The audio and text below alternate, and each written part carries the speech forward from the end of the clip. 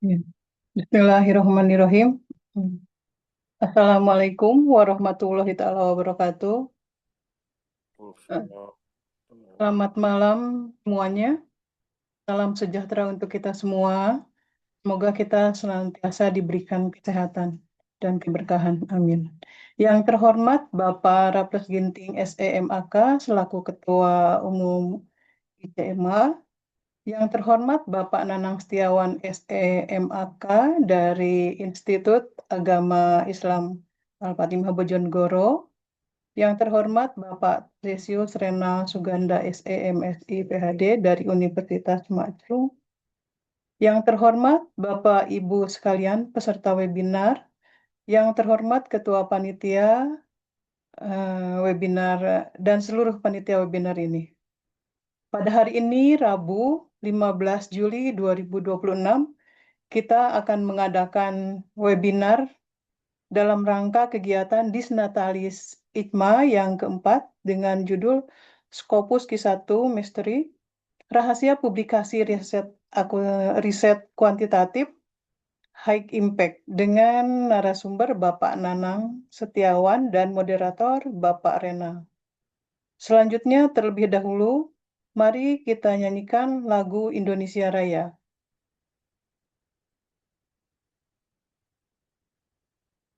Kepada operator.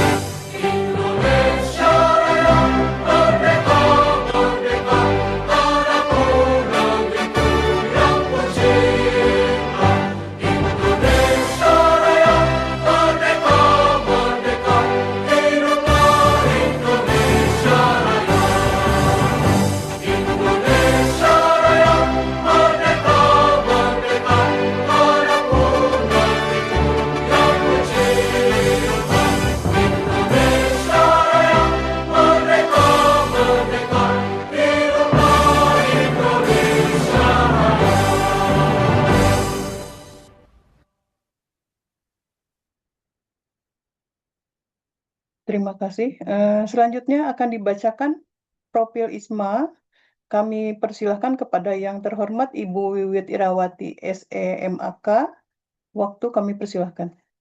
Ya, terima kasih Bu Eha. Mohon dibantu operator.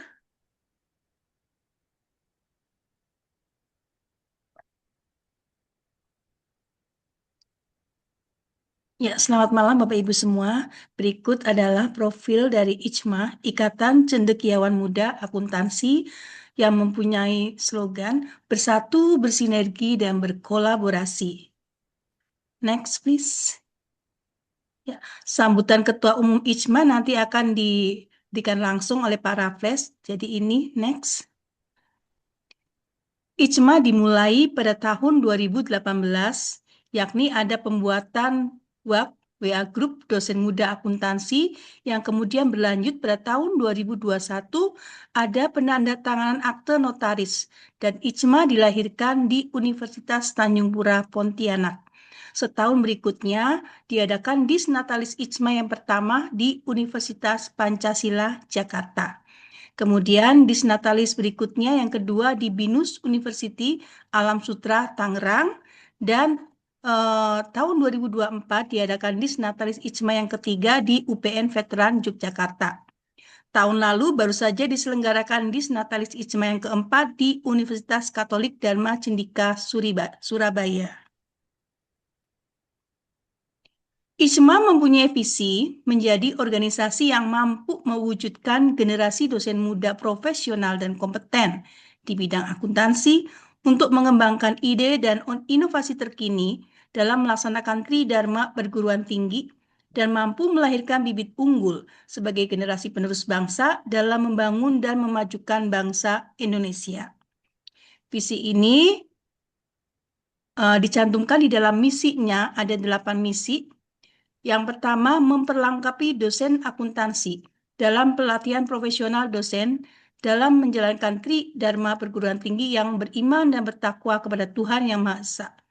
Yang kedua, memperlengkapi generasi dosen muda akuntansi dalam kemampuan melakukan riset yang unggul dan terkini. Yang ketiga, misinya adalah menyelenggarakan wadah bagi dosen muda akuntansi dalam berkiprah pada kegiatan tridharma perguruan tinggi. Dalam kurung jurnal, menulis buku, dan lain sebagainya. Kemudian yang keempat, menyelenggarakan pelatihan dan pemberdayaan SDM guna meningkatkan kapabilitas dosen akuntansi. Kemudian membangun kerjasama dengan berbagai lembaga dan perusahaan, baik nasional dan internasional, untuk memperlengkapi kapabilitas dosen dan melakukan kolaborasi riset. Kemudian yang keenam, memperlengkapi dosen akuntansi untuk mampu mengembangkan karir. Yang ketujuh, menyelenggarakan kegiatan pengabdian masyarakat sebagai wadah dalam mengabdikan ilmu kepada masyarakat.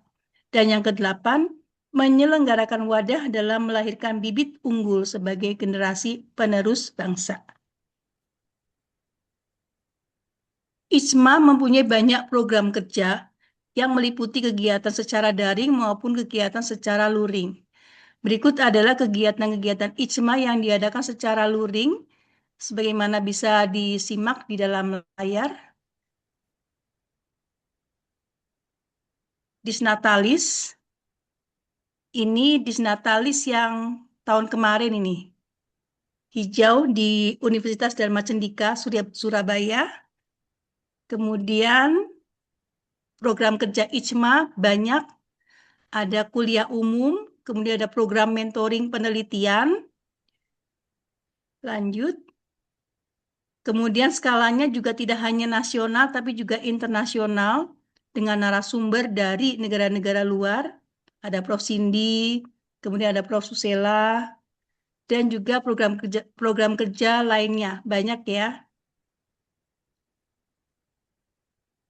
Ya, meliputi pengabdian, penelitian, dan ada Warnasari. Selain itu, selain program kerja, juga ada IJMA hadir untuk sesama. Ini kegiatan-kegiatan sosial yang sudah pernah dilakukan IJMA, berbagi dari keilmuan untuk kemanusiaan. Nah, tunggu apa lagi? Yuk segera gabung IJMA.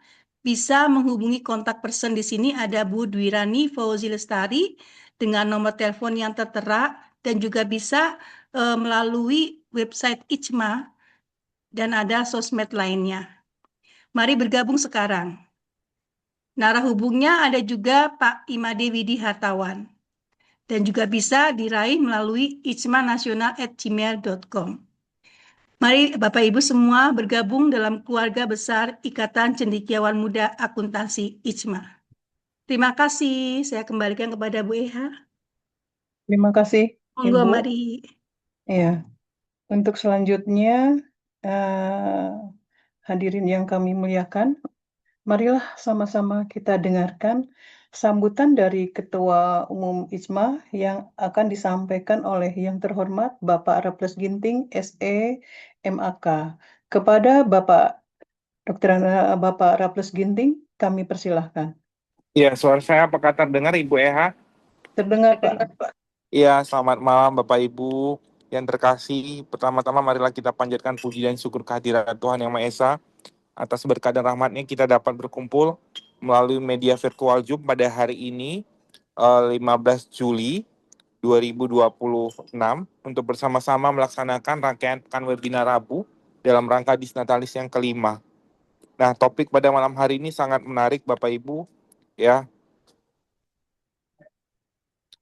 Terima kasih juga kepada narasumber kita yang sangat luar biasa, pada Bapak Dr. Nanang Setiawan, yang telah bersedia menyampaikan materi pada webinar pada malam hari ini ya, Scopus Q1 Mastery, Rahasia Publikasi Riset Kuantitatif High Impact ya. Terima kasih juga kepada seluruh panitia dan petugas yang sudah mempersiapkan kegiatan pada malam hari ini dengan sangat luar biasa. Bapak Ibu ya, pada malam hari ini kita akan belajar bersama-sama bagaimana strategi untuk bisa tembus Scopus Q1 ya, menjadi Master Q1. Ada rahasianya. Nah, nanti narasumber kita akan menyampaikan bagaimana rahasia publikasi Scopus ya, Q1 ya, secara khusus untuk artikel kualitatif. Nah, seperti kita ketahui ya, kalau kita lihat Google Scholar-nya Pak Nanang nih, risetnya sudah lebih dari 10 ya, Scopus Q1-nya.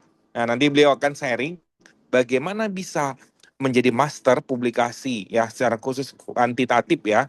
Kita belajar bersama-sama, setelah kita dengarkan nanti kita akan implementasikan. Harapannya Bapak Ibu yang hadir semua di sini dapat menembus Q1 di tahun ini. Amin ya Bapak Ibu, ya diaminkan. Oke Bapak Ibu, itu saja dari saya. Dengan resmi kegiatan pada malam hari ini dibuka, saya kembalikan kepada Ibu Eha selaku MC. Ya.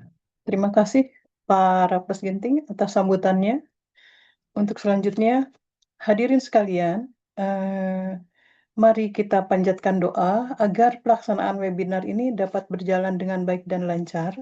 Untuk itu, kepada Bapak Wahyu Junaidi, kami persilahkan untuk memimpin doa. Baik, Silakan Pak Wahyu. baik. Apakah suara saya terdengar, Bu? Terdengar. Baik, Bapak Ibu. Untuk mengundang keberkahan dan juga kelancaran kegiatan kita malam hari ini, mari kita sejenak untuk berdoa. Izinkan saya memimpin doa menurut keyakinan Islam. Bagi yang memiliki keyakinan selain Islam, silakan berdoa menurut keyakinannya masing-masing. Bismillahirrahmanirrahim. Asyhadu an la ilaha illallah, asyhadu anna Muhammadar Rasulullah. Allahumma sholli ala Sayyidina Muhammad wa ala ali Muhammad. Hamdan syakirin, hamdan na'imin, hamdan yuafi ni'amahu wa yukafi'u mazidah. Rabbana lakal hamdu kama yanbaghi li jalali wajhikal karim wa azimi sultanik. Allahumma ya Allah, ya Rabbal alamin, segala puji hanya milik Allah Subhanahu wa taala, Tuhan semesta alam, atas limpahan rahmat, taufik hidayah, nikmat, kesehatan, kesempatan serta karunia-Nya pada malam hari ini, sehingga kita dapat berkumpul dalam keadaan sehat untuk mengikuti pekan webinar IJMA dengan tema Scopus Q1 Mastery Rahasia Publikasi Riset Kuantitatif High Impact.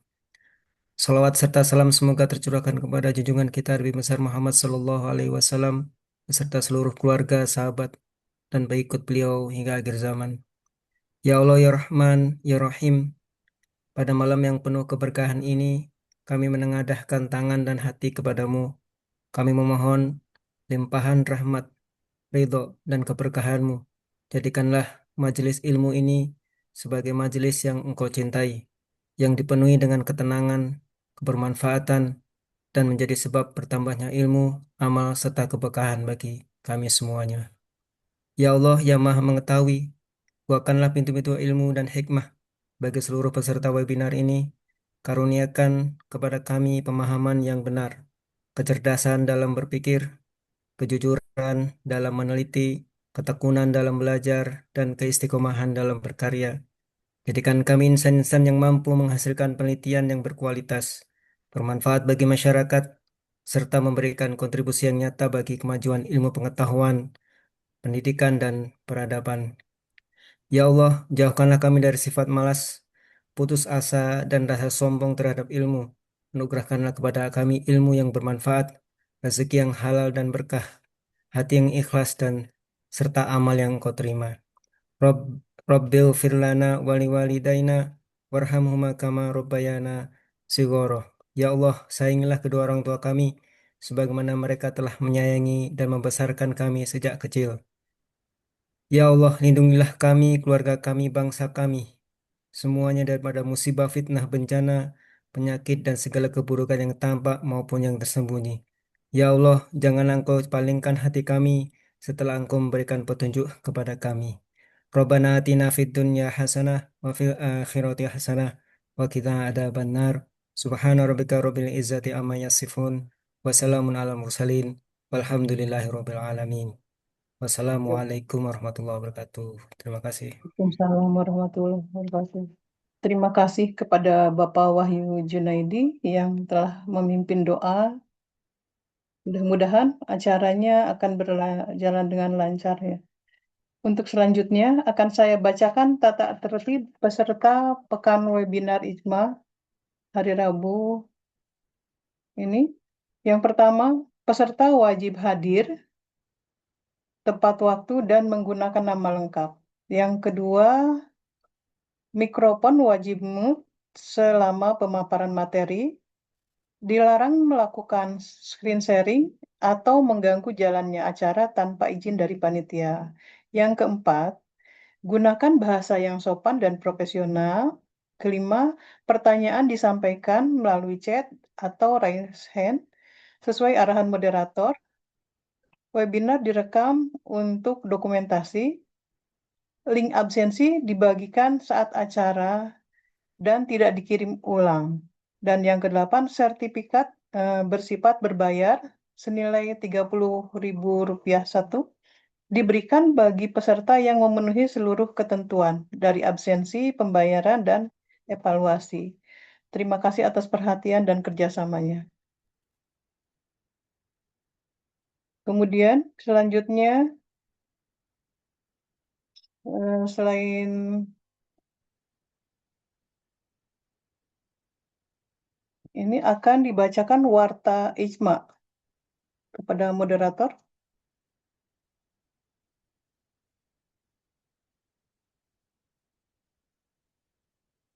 Nah, ini warta IJMA. Ini ada Rhodoscopus without wraps ya.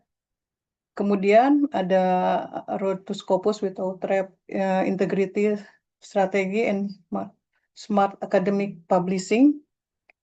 Kemudian ada juga door prize menarik atau kesempatan memenangkan door prize menarik bagi Bapak Ibu yang aktif mengisi link presensi, mengisi link evaluasi. Door prize ini akan diundi pada Disnatalis IJMA yang kelima. Halo Sobat Cendekia, mari ikuti rangkaian kegiatan sepekan bersama ICMA yang akan berlangsung mulai Sabtu, tanggal 11 Juli tahun 2026 hingga Sabtu, tanggal 18 Juli tahun 2026. Berikut jadwal lengkapnya. Sabtu, tanggal 11 Juli tahun 2026, pukul 7.30 waktu Indonesia Barat, topik webinar, Mastering Instrumen Penelitian Kuantitatif, Menyusun Variabel, Indikator, dan Instrumen Penelitian yang Berkualitas dengan narasumber Holly Deviarti, SE, MBA, PhD, Sertifikat DA. Sabtu, tanggal 11 Juli tahun 2026, pukul 10 waktu Indonesia Barat, topik webinar, Beyond Accounting, Artificial Intelligence dan Transformasi Profesi Akuntan Masa Depan, dengan narasumber Eliza Noviriani, SE, MSA, CGA, Dr. I Putu Ferry Karyada, SPD, MA, Aprina Nugrahesti Sulistia Hapsari, SE, MAK, Tarsisius Renal Suganda, SE, MSI, PhD, CRA, CIC, CPFA, Dr. Muhammad Jasuli, SE, MSI, KIA, CTT, CRA, CPTT, Rizky Oktavianto, SPD, MSc, Dr. I Gusti Ngurah Agung Wiryanata, SE, AK, MSI, Sri Kalimah, SE, MM, CFA. Sabtu, tanggal 11 Juli tahun 2026, pukul 18 waktu Indonesia Barat, topik webinar, pelatihan reviewer jurnal dan buku referensi, dengan narasumber, Profesor Dr. Teresia Dwi Hastuti, Dr. Sars Elsye Hatane, Raffles Ginting, SE, MAK.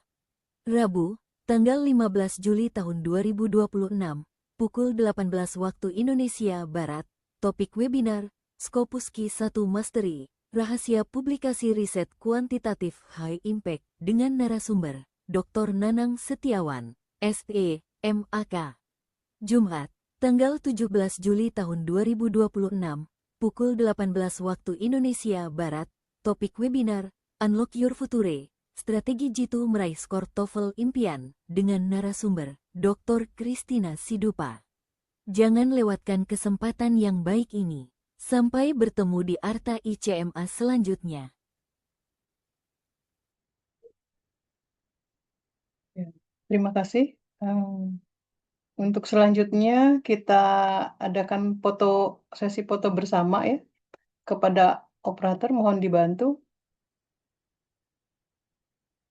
Para peserta mohon open kamera. Baik, Bapak Ibu bisa dinyalakan kameranya, disiapkan senyum terbaiknya, termanisnya. Ya, akan segera saya mulai untuk capture layarnya ya, Bapak Ibu. Silakan dinyalakan kameranya.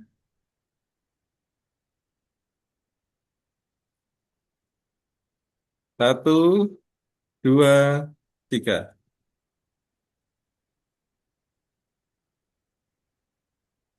Baik, untuk slide yang kedua, satu, dua, tiga. Terima kasih, kami kembalikan ke Ibu ya. Terima kasih Pak Sandy. Untuk selanjutnya kami perkenalkan moderator yang akan memandu jalannya webinar, yaitu Bapak Tarsisius Rena Suganda. Bapak Tarsisius ini seorang dosen, ya, lulusan S3 di Yongnam University Korea, S2-nya di Universitas Gadjah Mada. Pengalaman kerja di dunia pendidikan di perguruan tinggi beberapa di antaranya adalah sebagai dekan, sebagai kaprodi, advisor Khaira Market, dan Head of Investment. Beliau juga aktif di beberapa organisasi, baik nasional maupun internasional. Ya. Beberapa tulisannya yang telah publish di jurnal Scopus Q1, ya. Ini contohnya di Elsevier ya, From ESG Risk to Financial Strength, How Controversy Management and Corporate Governance Shape Resilience.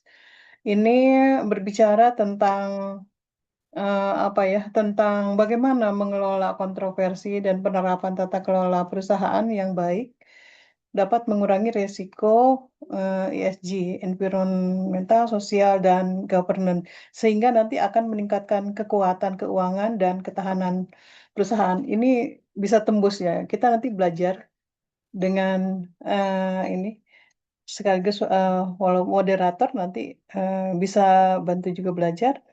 Beliau juga menulis beberapa buku ya. Selain tulisannya banyak yang publish di beberapa tempat, beliau juga menulis beberapa buku baik mandiri maupun buku chapter seperti buku Event Study ya, buku riset bisnis berbasis survei. Dan pengalamannya pernah sebagai keynote speaker dan sebagai presenter juga ya. Selanjutnya demikianlah tadi profil singkat Bapak Rena Suganda. Selanjutnya kami serahkan moderator Bapak Rena Suganda untuk memandu jalannya webinar. Terima kasih. Baik.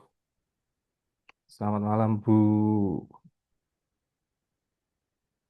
Hasni. Suara saya terdengar nggak ya? Terdengar, Pak. Enak nggak Bu suara saya? Nggak enak ya? Enak suaranya. Agak keras dikit boleh, Pak? Oh baik, terima kasih Bu. Baik, Iya.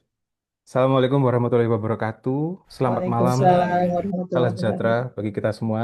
Baik, Bapak Ibu semuanya, selamat malam. Sebelum kita mulai, ada satu pertanyaan dari saya, Bapak Ibu. Kira-kira kalau mendengarkan kata Scopus itu perasaannya bagaimana ya, Bapak Ibu? Scopus Q1 gitu. Ada yang semangat mungkin ya? Udah nyerah duluan, Oh, Pak. Udah berapa ada. kali nggak Oh, masuk-masuk. ada yang sudah menyerah duluan. Baik. Apalagi dapat email ya, ada tulisannya reviewer comment gitu ya. Ada tulisannya Iya, your manuscript is interesting, however, nah seperti itu ya. Itu sudah mulai iya. kehidupan tidak seperti biasanya ya. Baik, Bapak dan Ibu sekalian, perkenalkan nama saya Renald gitu. Saya dari Universitas Majung ya. Terima kasih untuk kesempatan ini. Hari ini saya bertugas sebagai moderator ya. Saya tidak pernah bertugas sebagai moderator, Bapak dan Ibu. Jadi mohon maaf nanti kalau saya kurang tanggap gitu ya. Mungkin Bu Ria ya, nanti saya dijabri ya Bu Ria. Seperti itu. Nah, Bapak dan Ibu sekalian, hari ini topiknya sangat berbahaya sekali ya. Topiknya berbahaya itu artinya apa? Artinya kita harus waspada, Bapak dan Ibu ya. Jadi topik hari ini adalah Scopus Q1 Mastery, rahasia publikasi riset kuantitatif high impact. Nah, malam ini kita akan belajar langsung Bapak dan Ibu dari narasumber yang sangat kompeten di bidang ini. Banyak sekali publikasi ilmiahnya. Saya sapa terlebih dahulu. Selamat malam Pak Dr. Nanang Ya, Setiawan. malam Pak Renal. Salam Malam kenal, Pak kenal. Nanang. Salam Ya, kenal Pak Nanang. Sudah suara makan ya saya. Pak Nanang? Oh, sudah. Ini sambil ngopi nih, Pak. Oh, sambil ngopi. Siap. Suaranya terdengar Pak Nanang. Oh, jelas ya, ya, Ya, alhamdulillah. Ya, jelas sekali Pak Nanang. Ji. ya, Baik, saya mohon izin membacakan CV Bapak, nggih. ya, silakan Pak Renal. Baik, Bapak dan Ibu sekalian, mohon izin saya membacakan profil singkat ya Bapak dan Ibu dari narasumber kita hari ini. Beliau bernama Bapak Dr. Nanang Setiawan, SEMAK. Kemudian beliau lahir di Bojonegoro dan beliau ini publikasinya sangat banyak Bapak dan Ibu. Secara singkat saya informasikan eh, Scopus H-indeksnya 3, kemudian skor Sinta overallnya sudah di atas 1000 Bapak dan Ibu ya. Nah, beliau eh, menempuh S3 di Universitas Erlangga Surabaya. Dan pada tahun 2026 beliau sudah lulus. Betul ya Pak Nanang ya? Tahun ini berarti ya Pak Nanang? Ya, betul. Bulan Oh kemarin baik sampai Pak. sudah. Ya. Baik, saya tunggu traktirannya ya Pak. Oh, J. siap, siap, Pak. J. Kemudian beliau menempuh S2-nya di Universitas Trunojoyo Madura 2020 sampai 2022 dan S1-nya di Universitas Brawijaya. Terkait sertifikat kompetensi, ada banyak sekali Bapak dan Ibu sekalian.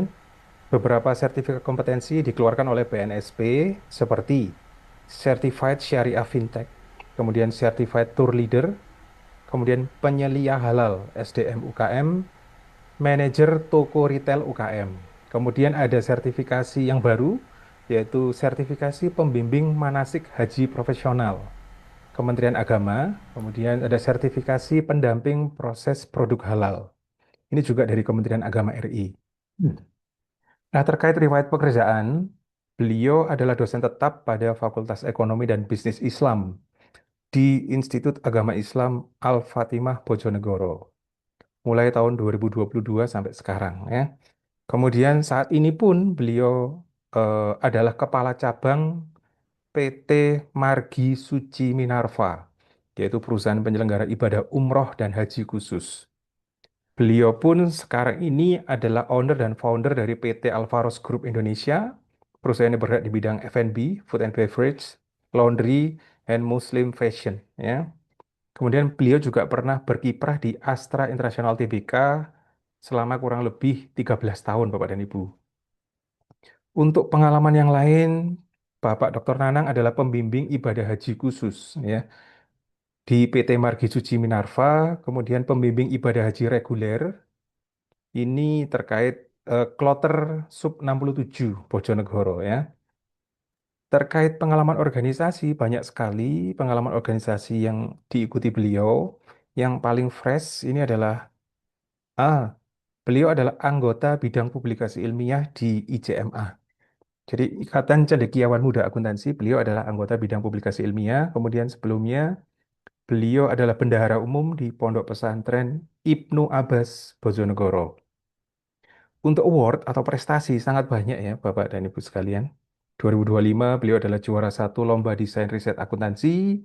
2024 peraih Best Paper ya terkait pendampingan penulisan artikel jurnal internasional. Ya. Kemudian di 2024 juga juara satu Lomba Desain Riset. 2024 juga juara satu Lomba Desain Riset juga ya yang diadakan oleh ICMA. Dan 2022 ini yudisiawan terbaik tingkat magister. Nah, untuk publikasi ilmiahnya, ini saya spill saja ini. Publikasi ilmiahnya Bapak dan Ibu ada 12 publikasi Scopus dalam 2 tahun terakhir, Bapak dan Ibu. Silakan beri aplaus untuk Bapak Nanang ini ya, Bapak dan Ibu sekalian. 2 tahun ada 12 ini. Bapak ini nggak tidur atau gimana ya? Gitu ya. 12 jurnal indeks Scopus dan selain itu banyak juga jurnal yang terindeks Sinta ya, Bapak dan Ibu sekalian. Untuk buku di tahun 2025 ada 1, 2, 3, 4, ada 4 book chapter dan 1 buku ajar. Ya. Kemudian konferensi internasional beliau juga sangat aktif mengikuti. Di tahun 2025 ada 3 konferensi internasional yang diikuti dan seterusnya Bapak dan Ibu. Masih banyak sekali ya biodata beliau yang tidak bisa saya informasikan di sini. Baik, karena waktu Pak Nanang, panggilannya Pak Nanang ya? Betul ya, Pak? Atau Pak Set Pak Nanang ya? Betul, betul. Oke, Saya panggil Pak Pak. Nanang, ini saya dapat info. Kalau materi hari ini maksimal sih jam 11 malam ya Pak Nanang. Wih, Jam berarti 8 Pak Nanang. nggak lama Iya. Pak Renat. Nggak lama Pak. Jadi jam 8 malam ya Pak Nanang. Jadi Iya, nanti siap. Boleh. saya akan membantu sebagai timekeeper juga. Begitu ya Pak Nanang. Ya. Baik, Bapak dan Ibu sekalian. Nanti akan ada sesi tanya jawab juga Bapak dan Ibu sekalian ya. Silakan kalau Bapak dan Ibu menuliskan pertanyaan di kolom chat gitu ya. Mohon dituliskan nama, kemudian institusinya dari mana, dan pertanyaannya apa gitu. Saya akan coba screening pertanyaan yang mewakili berbagai perspektif dari Bapak dan Ibu ya, sehingga tidak mungkin saya bacakan satu persatu. Ya. Oke, Bapak dan Ibu sekalian, tanpa berpanjang kata lagi, mari kita berikan aplaus yang meriah untuk Bapak Dr. Nanang. Mari kita simak strategi, tips, trik, dan apapun itu terkait Scopus Q1. Monggo Pak Nanang, floor is yours. Ya, baik. Terima kasih Pak Renal atas waktu dan kesempatannya. Suara saya terdengar ya? Baik ya? Jelas ya? Sangat jelas Pak. Ya. Sebelumnya ini terima kasih ke Ketua Umum ISMA Pak Raffles Ginting, kemudian ada Bu Ria, tadi MC Bu Eha, kemudian Pak Renal sendiri. Sebetulnya kalau Pak Renal tadi sampaikan selama ini belum pernah moderator karena memang selama ini jadi ini ya, jadi pemateri harusnya ini Pak Renal nih. Sekolah Pak, baru pulang. Apalagi dengan melihat CV-nya Pak Renal tadi, wah luar biasa itu. Pengalamannya luar biasa. Baik, Bapak Ibu semua, teman-teman semua, izinkan saya malam ini sharing ya. Jadi karena nanti yang saya sampaikan ini juga lebih banyak sharing pengalaman. Karena saya yakin teman-teman semua juga punya pengalaman dan publikasi yang mungkin jauh lebih baik dibanding saya. Jadi saya pengalaman berdasarkan apa yang sudah pernah saya tulis, saya publish gitu ya. Dan mohon maaf tadi saya udah minta izin juga ke Bu Ria, ada sedikit perubahan. Sebetulnya secara umum sama sih ya topiknya tentang Scopus Q1 Mastery gitu ya, Q1 Mastery.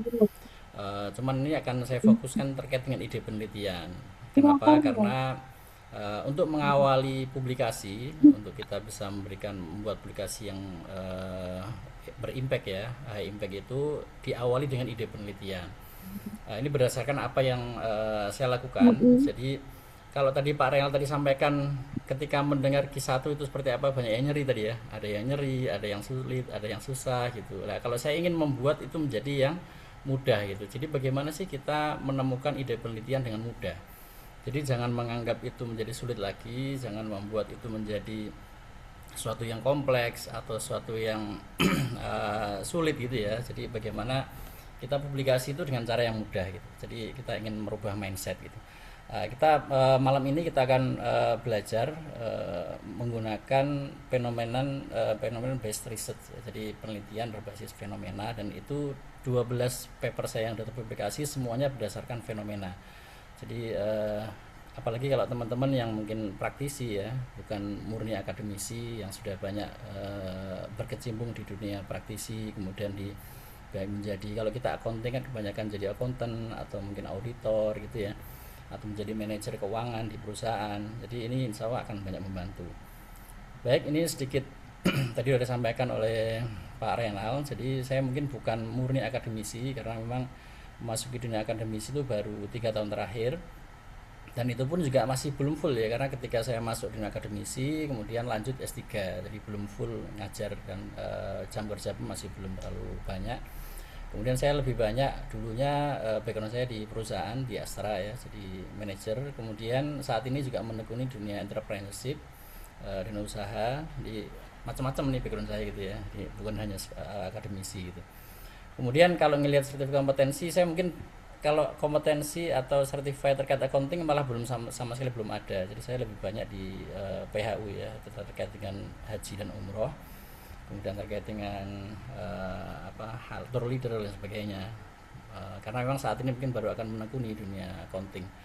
Ini Scopus saya, jadi Scopus kalau kita lihat di scopus.com yang publish itu baru 10 dokumen. Di sini 10 dokumen. Kemudian indeks saya udah 4. Kalau tadi dibacakan Pak Rel tadi masih 3, sekarang udah 4 alhamdulillah. 10 ini dari yang publish, masih ada satu lagi yang udah publish di di publishernya, tapi masih belum sinkron di Scopus. Kemudian ada satu lagi yang Impress-nya cukup lama, 2 tahun di Inner Science, di total 12. Kemudian ada 6 paper dalam proses review. Dari 6 ini satu sudah accepted ya, udah accept, cuman masih belum ini, dia masih menunggu timing untuk proses ke produksinya. Jadi mungkin saat ini bisa dibilang udah 13. Dan ada 5 lagi yang proses submit, masih belum proses review. Kemudian Scopus saya memang baru di tahun 2025 ya. Jadi benar tadi Pak Renal baru 2 tahun. Jadi saya belajar Scopus itu baru ketika S3 di UNER, dan alhamdulillah diberi kemudahan, dan mudah-mudahan teman-teman nanti juga bisa dimudahkan. Dan ini yang saya akan share adalah cara yang memang saya lakukan gitu ya, cara yang lebih mudah. Bagaimana sih cara kita publikasi lebih mudah? Jadi tidak perlu sulit-sulit gitu ya. Kalau kita cek di sini, ini kalau misalnya Bapak Ibu masih mungkin ada yang kuliah ya di UNER atau di Brawijaya gitu, yang masih berlangganan Scopus, bisa dilihat sih nanti. Jadi bisa dicek di sini. Kemudian oke. Jadi saya ingin mengawali diskusi kita. Jadi kita diskusi aja ya. Mungkin teman-teman kalau misalnya nanti ada yang disampaikan bisa langsung langsung diskusi, atau by chat juga bisa. Jadi saya mau tanya, sebetulnya apakah jadi ide penelitian itu untuk mendapatkan mudah nggak sih gitu ya? Nah, kalau Pak Renal kira-kira gimana Pak Renal? Pak Renal kayaknya banyak nih publikasinya. Ini nomor 1 nih saya juga bingung loh Pak, jawabnya gimana. Apakah sering bingung ya? Iya. Karena biasanya datangnya itu dari paksaan Pak yang pertama. Oh gitu ya? Dari ekosistem risetnya yang ada di kampus waktu itu, Iya, arahnya ke policy Pak, kebijakan. Jadi SDGs iya, itu juga penting ya. iya Itu sih betul. Pak. Iya. Jadi kenapa ini saya tanyakan? Karena memang selama ini yang saya tahu dari teman-teman, khususnya teman-teman yang sering curhat gitu ya, apalagi udah teman-teman senior gitu, belum sampai sekarang belum publikasi. Karena di tahap awal itu mereka kesulitan untuk mendapatkan ide penelitian. Jadi untuk mendapatkan ide aja masih kesulitan gitu ya.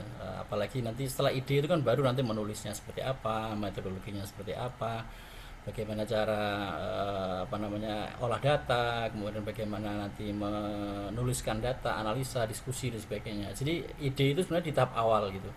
Makanya pembahasan di malam ini saya akan fokuskan di tahap awal bagaimana ide penelitian. Jadi yang sering terjadi adalah kita bingung menentukan topik penelitian, kemudian kita butuh waktu yang lama untuk mendapatkan ide penelitian. Kalau ide aja mungkin banyak gitu, tapi ya apakah benar-benar layak diteliti gitu. Nah, kemudian dari mana sih kita mendapatkan ide penelitian? Dan yang terakhir, kita sudah mendapatkan ide penelitian, tapi apakah itu novel gitu ya, dan layak publish di Scopus? Jadi mungkin kita akan mudah mendapatkan ide gitu, pertanyaan yang pertama. Tapi kemudian apakah layak gitu, apakah dia memiliki novelty sehingga dia layak publish di Scopus? Jadi ini adalah pertanyaan awal untuk membuka diskusi kita malam ini. Oke, jadi penelitian atau ide penelitian itu kan sangat penting. Kalau kita lihat di sini bahwa justru penelitian yang bagus, yang berimpact itu adalah diawali dari pertanyaan-pertanyaan. Jadi kita selalu bertanya. Bertanya itu dari mana? Jadi macam-macam ya. Jadi kita melihat dari fenomena, kita melihat dari publikasi, publikasi paper, kita membaca paper, kemudian kita melihat dari mapping research gitu ya.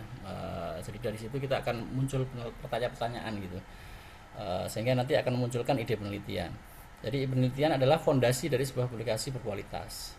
Kalau publikasi itu bisa dikatakan berkualitas karena memang memiliki ide yang memang bagus gitu. Nah, sebagus apapun metode penelitian, jadi artinya metode penelitian itu kan kendaraan atau alat ya, tools ya. Jadi toolsnya bagus sekali, tapi idenya ini nggak menarik atau nggak relevan, maka akan sulit memberikan kontribusi ilmiah. Nah, maka di sini ide penelitian itu sangat penting. Nah, kemudian ini yang terjadi nih. Ini yang terjadi ketika saya awal S3 pun ya, S3. Jadi mungkin saya karena background saya praktisi bukan akademisi, jadi saya lulus S1 itu tahun 2006. Kemudian saya masuk di dunia praktisi itu 13 tahun. Waktu itu masih belum ada publikasi waktu saya S1 itu di Universitas Brawijaya. Jadi ketika saya S2 itu langsung kaget gitu. Oh, apa ini publikasi, Sinta, Scopus gitu. Itu belum kenal. Dan lanjut di S3 pun langsung tantangannya adalah bagaimana bisa publish di Q1, Q2 dan Q3, dan UNER setelah dalam berjalannya waktu itu harus Q1, Q2 gitu. Nah, kemudian yang banyak dilakukan atau yang banyak doktrinnya ya selama ini ya. Jadi dosen-dosen itu doktrin lah gitu. Kita harus membaca ratusan artikel, kita harus bikin mapping, systematic literature review gitu ya, mapping artikel, kita bikin mapping bibliometrik. Kalau yang atas itu systematic literature itu adalah terkait kontennya, kalau bibliometrik itu terkait dengan papernya ya. Jadi papernya, bagaimana trennya publikasi. Kemudian harus menemukan teori baru. Jadi hal-hal yang seperti ini yang bikin pening ya, yang tadi pertanyaan Pak Renhal. Wah, jadi pusing nih. Jadi rata-rata teman-teman yang masuk S3 itu di semester awal, semester 1, semester 2 itu udah pusing bagaimana cari ini ide penelitian, terus bagaimana nanti untuk mendapatkan topik. Nah, kemudian saya ingin membuka mindset melalui topik malam ini. Jadi bahwa ide penelitian itu kita bisa temukan dari hal-hal yang sederhana di sekitar kita. Hal yang sederhana, apa yang kita lakukan sehari-hari, apa yang ada di lingkungan kita gitu. Nah, ini formula ini murni yang saya dapatkan dan saya lakukan. Jadi formula ini mungkin kalau dicari di referensi nggak ada gitu ya. Jadi ini boleh kalau misalnya nanti mau dipakai gitu ya. Dan mungkin nanti akan saya tuliskan juga sih terkait dengan formula ini yang simpel sekali. Jadi ide sederhananya adalah yang saya lakukan adalah selama ini yang pertama adalah kita lihat fenomena. Karena sekali lagi background saya adalah praktisi.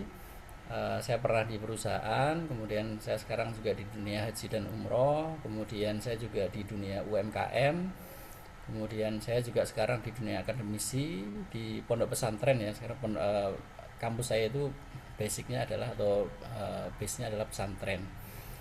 Jadi ketika kita bekerja itu apakah ada masalah nggak sih, kemudian ada kasus-kasus bisnis apa, tren media sosial. Ini adalah 3 contoh kasus ya, seperti misalnya masalah di tempat kerja. Waktu saya di perusahaan jadi manajer, waktu itu kasus yang paling banyak mencuat adalah terkait fraud. Saya pernah mengalami beberapa kasus fraud yang dilakukan oleh anak buah saya sendiri, sampai pernah satu ketika 5 karyawan saya keluarkan semua ya. Jadi saya harus resign semua karena memang melakukan kasus fraud. Dan waktu saya S2 itu jurusannya atau prodinya itu fokusnya ke forensic accounting, jadi pas, alhamdulillah. Makanya Di S2 saya menemukan satu jurusan atau satu lingkungan ya, lingkungan belajar yang pas dengan kondisi di perusahaan saya sebelumnya gitu. Sehingga muncullah di masalah tenaga kerja ini muncul ada 3Q1 saya kalau nggak salah, 3Q1. Kemudian kasus bisnis misalnya, kasus bisnis juga sama ya. Kasus bisnis ini terkait dengan saat ini saya juga backgroundnya di haji dan umroh, saya juga ada 2Q1 di sini. Tren media sosial saya juga ada beberapa juga. Jadi fenomena-fenomena ini kita bisa lihat di sekeliling kita. Kemudian disertasi saya itu juga terkait dengan masalah di tempat kerja yang nanti akan saya sampaikan di contoh di paper ya. Jadi disertasi saya itu alhamdulillah saat ini sudah sebelum saya lulus ya, jadi sebelum wisuda itu sudah terbit 3Q1 dari disertasi saya, dan insya Allah akan nambah lagi nih paper keempat dan kelima lagi saya proses, lagi saya susun. Jadi sekali kita ambil data untuk beberapa kali publikasi. Nah, kemudian dari fenomena ini akhirnya muncul pertanyaan misalnya masalah di tempat kerja apa sih yang terjadi gitu, kemudian mengapa itu terjadi, siapa yang berdampak, apa dampaknya dan lain sebagainya. Ini bisa dilanjutkan sesuai dengan pertanyaan ya 5W1H gitu. Dari sini setelah kita tahu fenomena maka saya cari literatur. Jadi ini ya siklusnya terbalik dari akademisi. Kalau akademisi kebanyakan itu kan kita buka literatur dulu, mapping literatur, kemudian ada gap riset, baru kemudian muncul ide. Kalau saya enggak, saya dari fenomena dulu. Jadi dari fenomena menarik, seperti misalnya saya pernah sampaikan juga terkait back paper umroh itu. Saat ini di media sosial itu kan ramai sekali terkait dengan kasus fraud di umroh ya, kasus first travel, dan yang terbaru ada Hananian Travel. Kasus-kasus seperti itu banyak terjadi di media sosial, kemudian juga di media elektronik. Tapi ketika kita lihat di literatur ternyata masih sedikit, hampir belum ada gitu. Jadi di backpacker umroh itu baru 2 waktu itu. Itu pun juga Sinta dan satunya belum Sinta gitu. Di Scopus sama sekali belum ada. Kemudian Ponzi scam di umroh juga saya lihat sama sekali belum ada. Ini bukan klaim pribadi, bukan ya, karena kita bisa search di beberapa mesin telusur seperti Google Scholar dan lain sebagainya. Kemudian dengan adanya proses publikasi saya yang 2 bulan setengah ya, jadi Ponzi scam di umroh itu di IJOS Q1 sama seperti Pak Raffles juga terbit di sana, itu juga dalam waktu 2 bulan setengah langsung accept dan publish gitu. Itu karena memang topiknya memang menarik, baru, dan dari fenomena itu kan, fenomena kemudian kita angkat. Kemudian dari setelah kita cari literatur ternyata masih sedikit, jadi peluang risetnya kan besar, akhirnya muncullah gap. Jadi gap ini adalah ketika ada fenomena kemudian di literaturnya masih belum terlalu banyak atau belum tersedia gitu, dan akhirnya muncullah ide penelitian. Jadi ini skema sederhana terkait dengan bagaimana kita mencari ide untuk akhirnya menjadi penelitian gitu. Nah, kemudian saya cari referensi terkait apa yang saya lakukan. Jadi ketika saya membuat formula yang tadi, saya belum paham tentang ini ya, fenomena based riset ini belum tahu. Ternyata ada ini, jadi di Krok et al 2012. Jadi saya pelajari ternyata penelitian berbasis fenomena itu juga sudah banyak yang membuat atau meneliti gitu. Ini juga di Krok et al 2012 ini juga di Q1 di long range planning. Jadi di sini disebutkan bahwa PBR itu adalah pendekatan penelitian yang berawal dari fenomena nyata, real world phenomenon, terus bukan dari teori yang sudah ada. Jadi tujuannya adalah yang pertama mengidentifikasi fenomena baru. Kalau kita membaca paper ini seakan-akan itu sesuatu yang di atas langit gitu ya, tapi saya ingin menyederhanakan bahwa fenomena yang ada inilah fenomena yang di sekitar kita aja. Jadi bukan fenomena yang harus secara global, secara jauh di negara mana gitu, tapi yang ada di sekitar kita gitu. Dan buktinya beberapa paper saya itu hal-hal yang di sekitar kita itulah akan menjadi global gitu. Seperti misalnya paper saya yang pertama nanti yang akan saya sampaikan terkait dengan pesantren. Pesantren itu kan adanya di Indonesia. Di negara-negara lain mungkin ada ya lembaga pendidikan berbasis Islam, tapi yang dengan budaya Islam ala Indonesia, pesantren itu ya adanya di Indonesia. Dan itu ternyata bisa tembus di Q1. Kemudian mendeskripsikan fenomena secara sistematis. Lah, ini makanya adalah ketika kita bisa mendapatkan fenomena, maka harus bisa mendeskripsikan secara sistematis menggunakan metodologi penelitian. Dan yang ketiga adalah mengkonseptualisasikan fenomena, dan terakhir adalah menjadi dasar bagi mengembangkan teori di masa depan.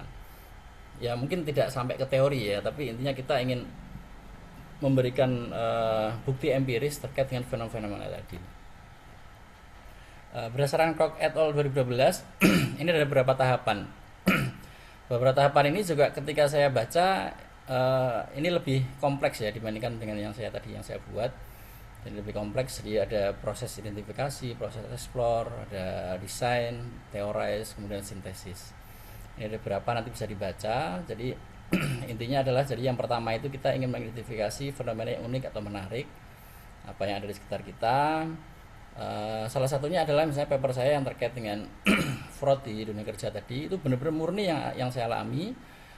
Kemudian ketika ada tugas di S2 diminta untuk bagaimana bisa menuliskannya dalam bentuk paper lah itu. Jadi kita belajar bagaimana metodologi penelitian, bagaimana cara menuliskan, kemudian dari latar belakang itu seperti apa, metodologi sampai ke hasil. Kemudian memahami konteks fenomena, menemukan keterbatasan teori yang ada. Nah, ini juga sama. Jadi bagaimana kita mengkombinasikan antara fenomena dengan teori. Terkait fraud itu kan macam-macam kan, ada fraud triangle, kemudian dan seterusnya sampai sekarang itu ada fraud star. Dan alhamdulillah saya juga ada yang paper saya yang udah second round sekarang di Q1 juga terkait dengan fraud star teori. Kemudian explore itu juga sama, mengumpulkan informasi yang sebanyak mungkin. Mungkin kalau kita lihat di sini lebih tepatnya mungkin kualitatif, tapi kualitatif itu mungkin di tahap awal dan kemudian bisa dikuantifikasikan. Beberapa paper saya juga diawali dengan kualitatif dan akhirnya bisa dilanjutkan ke kuantitatif. Kemudian desain terkait dengan metodologi penelitian, kira-kira apa yang tepat. Kalau dari paper saya hampir semuanya itu di risetnya di data primer ya, di survei, karena memang kita mengcapture apa yang ada di lapangan. Kalau data sekunder biasanya itu kan agak lebih susah ya. Jadi kita ingin mengcapture data di lapangan apa adanya. Jadi kita ambil datanya menggunakan survei, ada juga observasi kalau di kualitatif. Dan seperti yang tadi disampaikan bahwa diawali kualitatif dan bisa dilanjutkan ke kuantitatif. Kemudian theorize ini juga membandingkan fenomena dengan teori yang ada. Jadi kita lihat teorinya seperti apa, kemudian apakah ada ketimpangan, gap teori dan sebagainya. Sintesis juga sama, jadi kita membandingkan hasilnya dengan penelitian. Oke, terus jadi PBR ini kenapa sih bisa dianggap rigorous ya? Jadi apakah memiliki ketelitian ilmiah tinggi? Jadi ini menurut Koch et al. 2012 bahwa sebetulnya PBR ini itu bukan untuk menguji teori secara langsung, tapi karena dia ini mampu menghasilkan pemahaman yang mendalam terhadap fenomena nyata dengan proses penelitian yang sistematis dan dapat dipertanggungjawabkan. Jadi yang pertama berangkat dari fenomena nyata yang penting, kemudian melakukan observasi empiris secara mendalam, menghasilkan deskripsi fenomena yang akurat, kemudian menghubungkan temuan dengan teori yang relevan. Nah ini juga, jadi dia menghubungkan temuan dengan teori yang relevan, kemudian dilakukan secara sistematis dan transparan dan menghasilkan kontribusi ilmiah. Nah, yang poin yang terakhir inilah yang menjadi kelebihan PBR ini. Jadi bagaimana fenomena itu kemudian diangkat dan memberikan kontribusi ilmiah.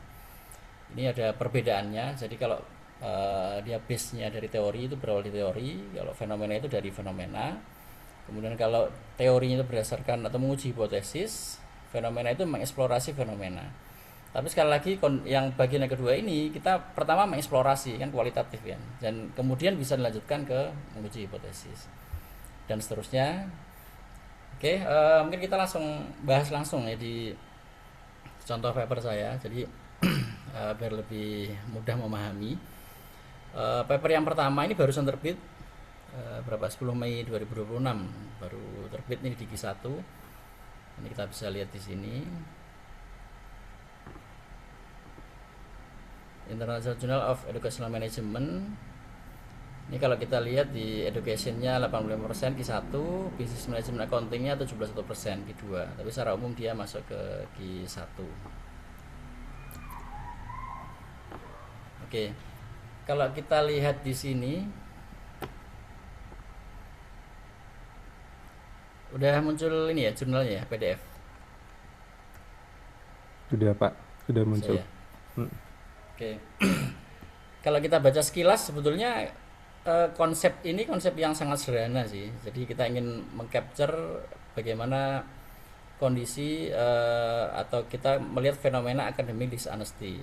Eh, apa namanya? Kita fenomena nyontek, fenomena yang sekarang tuh seperti AI gitu ya.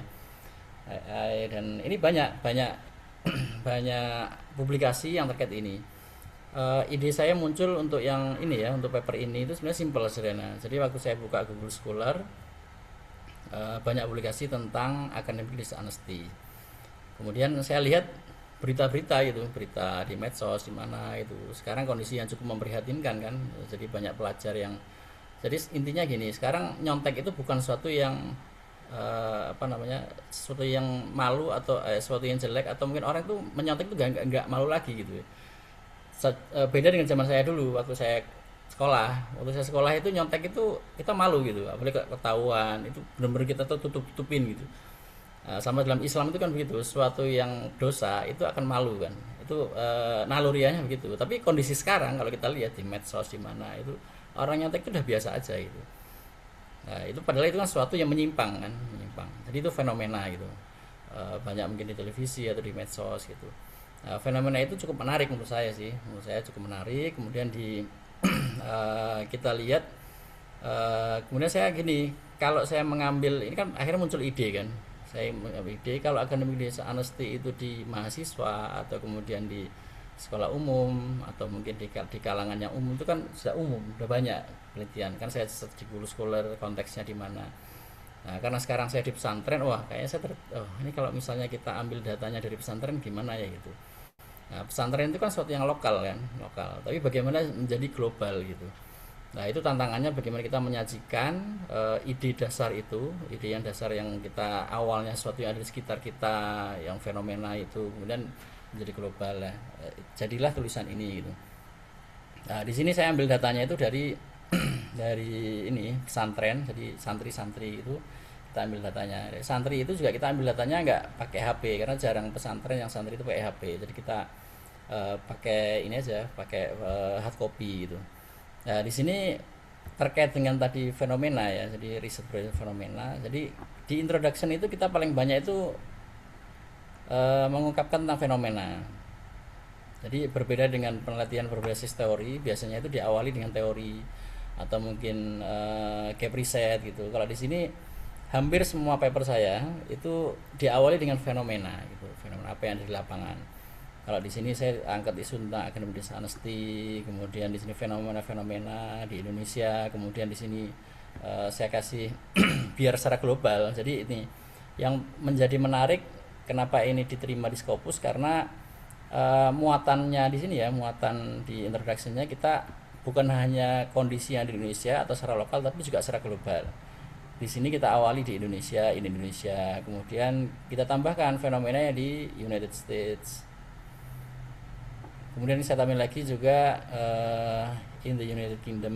Jadi kita berikan fenomena-fenomena itu secara global, meskipun ide awalnya itu dari lokal gitu. Nah, kemudian karena emang Scopus itu kan nuansanya adalah ilmiah, jadi kita tambahkan dukungan literatur. Jadi kita cari. Jadi setelah kita dapat fenomena, kemudian kita mencari literatur. Nah, di sini kita cari literatur, several studies, highlight. Mohon maaf, Pak Nanang. Ya. Bapak ini menampilkan apa papernya ya? Iya. Oh, ini masih di PowerPoint, Pak. Jadi mungkin bisa di escape dulu, Pak. Di escape sebentar, terus masuk ke ini. Bentar. Makanya tadi saya tanya ini. Jadi, kalau tadi awalnya keluar, Pak. Tapi cuma judulnya aja. Yang di PowerPoint. Hyperlinknya belum. Paling udah saya share. Saya share. Ini muncul apa nih? Sudah, Pak. Sudah muncul. Sudah ya? Oke, monggo, Pak. Oke, jadi tadi ya, jadi setelah kita tampilkan fenomena, kemudian kita tampilkan studi terdahulu. Ini penting. Jadi sekali lagi ide penelitian tadi lah muncul di awal ya. Awalnya bagaimana kita mencari ide, kemudian setelah kita menuliskan maka metodologi penelitian atau strategi caranya kita menulis adalah sesuai dengan apa yang ada di paper-paper secara umum ya, ilmiah ya. Jadi kita berikan studi sebelumnya seperti apa. Dan kalau kita lihat sebetulnya, kita lihat ini ya, di model saya ini, Jadi model saya itu simple banget. Saya hanya ingin menonjolkan dari sisi Islamic School Culture, jadi budaya sekolah Islam atau budaya pondok ya ini. Kalau bahasa lokalnya adalah budaya pondok ini. Kemudian religious leadership, bahasa lokalnya adalah kiai gitu. Student karakter, bahasa lokalnya adalah santri. Di sini juga saya sampaikan di sini. Jadi sebenarnya paper saya ini paper yang sangat sederhana sekali gitu. Ini Islamic School Culture ini adalah budaya mondok gitu ya. Kemudian the leadership of kiai, jadi kiai. Kemudian santri, ya ini santri, student ini. Student karakternya santri. Jadi kalau kita bongkar seperti ini, kira-kira menarik nggak kira-kira? Sederhana ya, jadi hal yang sederhana banget. Jadi bagaimana sih budaya mondok, kemudian terkait dengan kiai, itu akan membentuk karakternya santri, yang itu akan membentuk atau memberikan sebagai pencegahan terhadap academic dishonesty gitu. Jadi simpel banget. Jadi idenya ini sangat sederhana sekali, dan alhamdulillah ternyata bisa ditembus di Q1, dan Q1-nya juga cukup tinggi ya, tadi 85% di kuartilnya gitu. Dan saya lihat juga secara publikasi, kemudian acceptance rate-nya juga tinggi, rendah ya, rate rendah berarti secara jurnalnya juga bagus gitu. Ini yang di paper pertama. Masih ada 17 menit, Pak Nanang. Semangat. Oke, siap. Bentar. Ini sudah kembali ke ini? Sudah, Pak. PowerPoint lagi? Oh, sudah. Sudah. Oke, ini paper saya yang kedua, ketiga, dan keempat. Ini merupakan disertasi saya yang tadi saya sampaikan bahwa disertasi saya ini mengungkap tentang problem, atau bukan problem, tapi fenomena yang ada di perusahaan, di mana saya dulu bekerja di perusahaan ya. Jadi waktu saya dulu di perusahaan itu, salah satu job desk saya atau tanggung jawab saya adalah terkait dengan inovasi, dan inovasi itu kan macam-macam ya. Inovasi yang terkait dengan produk, kemudian inovasi proses, inovasi teknologi. Kalau sekarang kita pelajari, khususnya di accounting ini kan yang lagi rame dibahas kan terkait dengan green atau sustainability gitu. Jadi saya fokuskan di green innovation. Ketika saya mencari ide disertasi itu, saya cuma teringat aja, wah ini di perusahaan saya dulu tuh ada yang namanya inovasi, ada di Astra itu namanya Astra Innovation atau Innovation Astra gitu. Setiap tahun itu dikompetisikan gitu, dan alhamdulillah saya pernah juara juga meskipun hanya tingkat wilayah. Waktu saya di perusahaan mungkin kita hanya berpikiran tentang inovasi, ada kompetisi seperti itu aja. Tapi ketika di S3 saya baru berpikir, apalagi kuliah di akuntansi kan, inovasi itu sebetulnya ada nggak sih kaitannya atau pengaruhnya terhadap performance gitu. Apakah inovasi itu bisa mendukung atau meningkatkan performance ya, baru ide itu muncul gitu. Jadi sekali lagi saya nyari idenya itu bukan suatu yang ambil dari mapping letter, itu bukan, tapi saya coba cari fenomena-fenomena yang ada di sekitar saya selama ini. Dan ketika saya buka di literatur, ternyata oh iya, green innovation ternyata menarik juga nih gitu. Dan memang di UNER ini ada beberapa profesor, beberapa dosen kami itu memang fokus salah satunya di innovation gitu. Termasuk di promotor saya ini juga banyak publikasinya, interestnya di green innovation. Jadi saya tertarik ini. Oke, ini juga terbitnya di Q1 semua ya. Jadi disertasi saya alhamdulillah di Q1. Yang pertama di Measuring Business Excellence. Ini kalau kita lihat, ini di Business Management Accounting-nya 81%, di General Business Organizational Behavior-nya di 80%. Kalau kita lihat Content Coverage-nya, ini sedikit banget nih. Jadi cukup kompetitif karena setahun dia paling banyak 45 nih setahun dokumen publish-nya. Jadi memang untuk bisa tembus di sini kompetisinya cukup tinggi ya. Jadi artinya apa? Artinya bahwa ketika kita mengambil topik ini, topik yang sekali lagi sederhana ya, yang ada di sekitar kita, ternyata bisa tembus di Q1, dan Q1-nya juga lumayan bagus. Yang kedua di ini Management Sustainability and Review ini sekarang udah 81%. Jadi waktu saya submit kemudian accept waktu itu masih Q2, sekarang udah Q1. Dan yang ketiga di IJIS juga sama, ini juga Q1, topiknya sama. Kalau kita lihat ini apakah udah muncul model ya? Sudah, Pak. Udah Sudah ya. muncul. Nah, ini model disertasi saya itu sebenarnya sederhana. Hanya green innovation apakah punya pengaruh terkait organizational performance, yang tadi disampaikan bahwa selama ini di lingkungan kerja bahwa kita tahunya adalah inovasi, ada kompetisi, kemudian ketika kita belajar di S3 ternyata oh ya terkait dengan akuntansi apakah ada pengaruhnya nggak sih gitu, kenapa perusahaan itu masih tetap harus inovasi. Kemudian karena saya di otomotif itu kan identik dengan teknologi kan, digital teknologi gitu. Apalagi sekarang produk-produk otomotif hampir-hampir yang nggak ada teknologinya, pasti ada teknologi. Jadi saya waktu itu simpel aja terkait dengan inovasi ini apa sih gitu. Jadi waktu mencari variabel itu sebenarnya simpel, jadi sederhana. Sesuatu yang jadi yang ada di benak saya itu adalah apa yang selama ini kita lakukan di lapangan gitu. Kemudian terkait dengan culture ini kenapa kok muncul variabel ini? Karena memang terkait inovasi itu pengaruhnya yang paling besar itu adalah saya ambilnya culture-nya ini kan di dimensi offset-nya di Power-Risten. Jadi apakah pengaruh pimpinan tertingginya itu berpengaruh apa enggak gitu. Ketika pengaruh pimpinannya itu sangat ketat gitu ya, top down gitu. Kemudian ketika pimpinan yang lain adalah bottom up gitu atau memberikan desentralisasi, yang satu sentralisasi, apakah pengaruh. Kemudian kalau environmental regulation itu adalah terkait dengan kebijakan pemerintah kebijakan baik dari pusat maupun daerah. Karena selama ini kalau misalnya pemerintah itu memberikan kebijakannya ketat, kemudian sanksi yang tinggi, apakah berbeda perlakuannya ketika misalnya pemerintah itu justru memberikan support, memberikan subsidi dan sebagainya gitu terkait dengan green innovation ini. Jadi sekali lagi mencari variabel ini adalah mencari variabel yang kita nggak perlu suatu yang kompleks, nggak perlu. Saya juga untuk menentukan variabel ini awalnya sama sekali saya nggak membuka Google Scholar. Jadi murni apa yang selama ini saya lakukan di perusahaan, apa yang kita lakukan itu menjadi ini. Kemudian setelah saya bikin ini, karena waktu saya nggak tahu tentang mediasi, moderasi. Nah, digital teknologi ini cocoknya apa ya gitu. Setelah itu saya baru belajar, oh ternyata digital teknologi ini cocoknya di mediasi. Kenapa? Karena green innovation ini akan menyebabkan adanya digital teknologi gitu ya sebagai penyebab. Kemudian digital teknologi yang nantinya akan berpengaruh terhadap organisasi performance. Kalau environmental regulation dan culture itu sebagai moderasi, kenapa? Karena dia fungsinya adalah memperkuat atau memperlemah dari adanya hubungan di direct influence tadi. Oke, dari tiga ini kemudian menjadi 3 paper.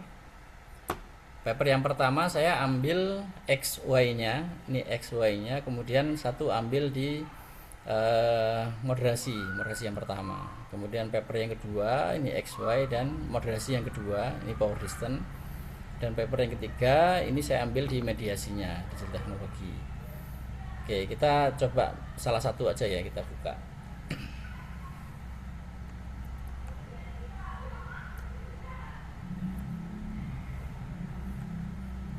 Oke, karena fokus kita adalah fenomena ya, jadi riset berbasis fenomena. Jadi di sini juga saya sampaikan di awalnya di paragraf pertama kedua itu adalah fenomena.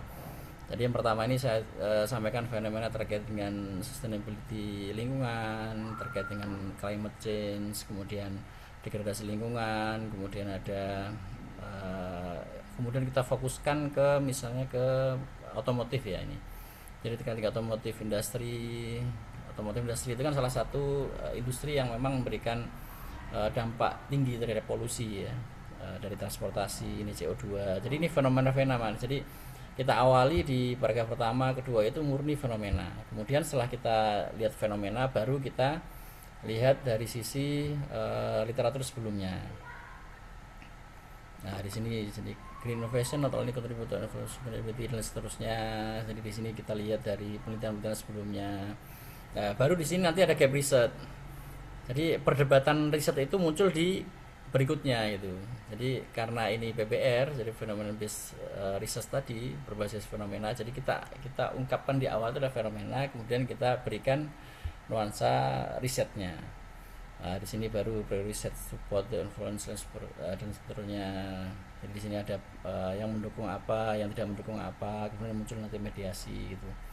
Nah, kalau kita lihat lagi modelnya lagi. Oke, jadi model saya seperti ini. Jadi hanya 3 variabel aja, 1 variabel X, 1 variabel Y, dan 1 variabel mediasi. Dan ini sekali lagi tembus di Q1, dan Q1-nya juga bukan intinya kalau kita lihat berkualitas karena apa? Salah satu indikatornya adalah terbitannya tadi ya, dokumen publish-nya itu sedikit gitu. Jadi tingkat kompetisinya tinggi. Oke, ini paper yang kedua. Bentar, saya salah ini.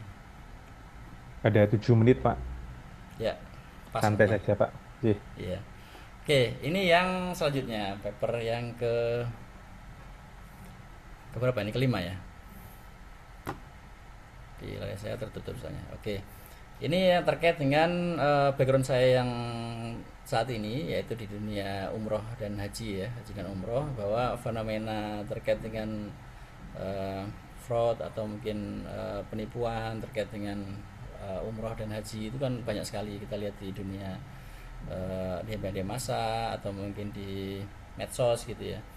Nah, ide ini muncul ketika tadi desain riset. Jadi waktu IJMA bikin lomba desain riset, ini adalah yang saya presentasikan ya, yang saya ikut lomba dan akhirnya juara 1 gitu. Saya lupa yang tahun berapa, karena saya alhamdulillah 3 tahun berturut-turut juara 1 terus nih di IJMA. Ini salah satunya. Jadi kalau misalnya apakah program IJMA itu bagus, saya bilang bagus gitu, karena salah satunya memang udah menerbitkan Q1 gitu.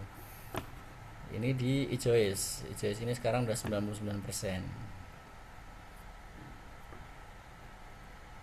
Ini barengan dengan Pak Ketua ini. Pak Ketua juga di sini juga. Jadi di filosofinya 99%, ekonometriknya di 91%. Pak, mungkin bisa di-share, Pak, screen yang sekarang muncul. Tidak muncul?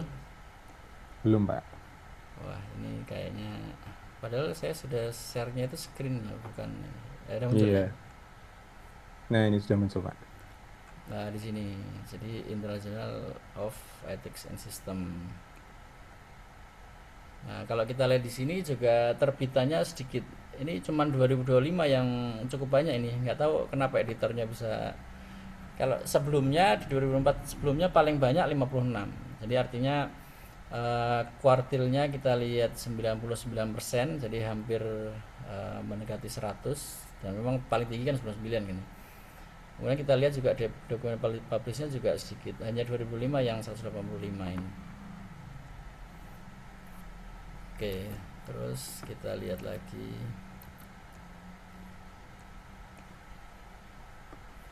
Oke, yang ini udah muncul PDF-nya? Sudah, Pak. Oke, ini paper selanjutnya. Jadi ini juga berbasis fenomena yang kita alami sendiri, dan paper ini juga muncul atau idenya muncul itu setelah paper yang sebelumnya, yaitu backpacker umroh, setelah terbit di Q1 juga. Kemudian waktu lomba desain riset itu saya masih ingat. Jadi waktu saya presentasikan itu kualitatif. Kemudian waktu itu reviewernya itu sempat ngomong apakah yakin gitu ya kualitatif bisa tembus Q1.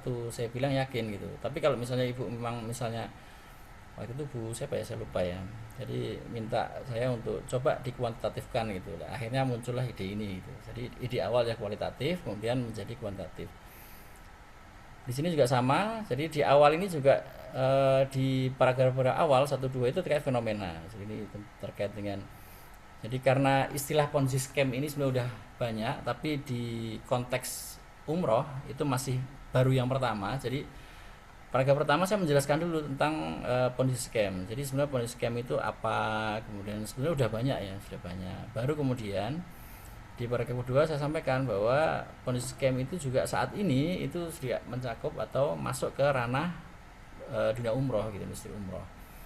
Jadi ini bisa saya klaim bahwa memang ponzi scam di dunia umroh itu paper yang pertama ini. Kalau bisa dicek juga di Scholar ya nanti kalau Bapak Ibu bisa cek itu.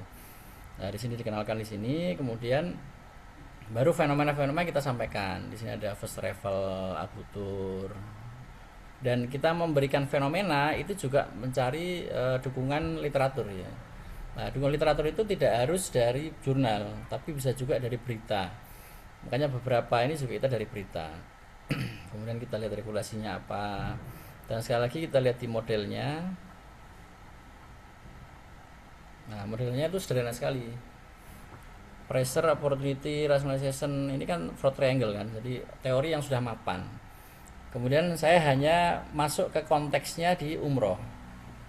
Jadi sebetulnya tentang fraud itu sudah cukup banyak penelitian, sudah ibaratnya sudah banyak sekali lah itu ya, publikasi orang di konteks apapun, perusahaan di mana gitu. Tapi konteks di umroh baru ini, dan saya hanya masukkan satu variabel moderasi aja, Islamic Business Ethics, etika bisnis Islam. Apakah Islamic Business Ethics itu bisa mengurangi atau bisa mencegah terjadinya fraud di dunia umroh?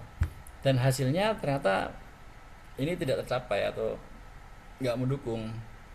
Jadi artinya kalau misalnya kita penelitian, riset, kemudian hasilnya ternyata nggak mendukung, kita nggak perlu khawatir ya, karena di Q1 pun itu juga menerima tolakan itu, jadi kita tidak harus mendukung ya. Kita lihat di sini.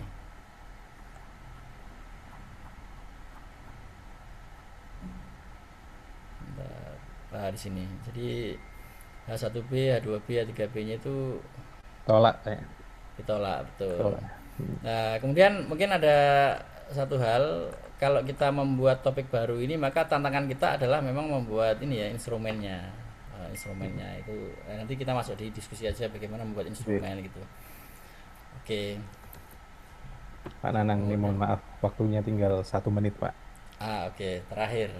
Ji. Tapi sebenarnya paper ini sudah pernah dijelaskan sebelumnya sih. Ini aja mungkin. Jadi insight-nya yang pertama, ide penelitian itu bisa berasal dari fenomena sederhana. Jadi nggak perlu sesuatu yang global, konteksnya yang kompleks itu.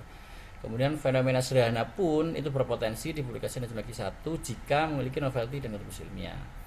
Kemudian tadi yang sampaikan bahwa di Q1 itu banyak yang model penelitiannya itu justru yang sederhana.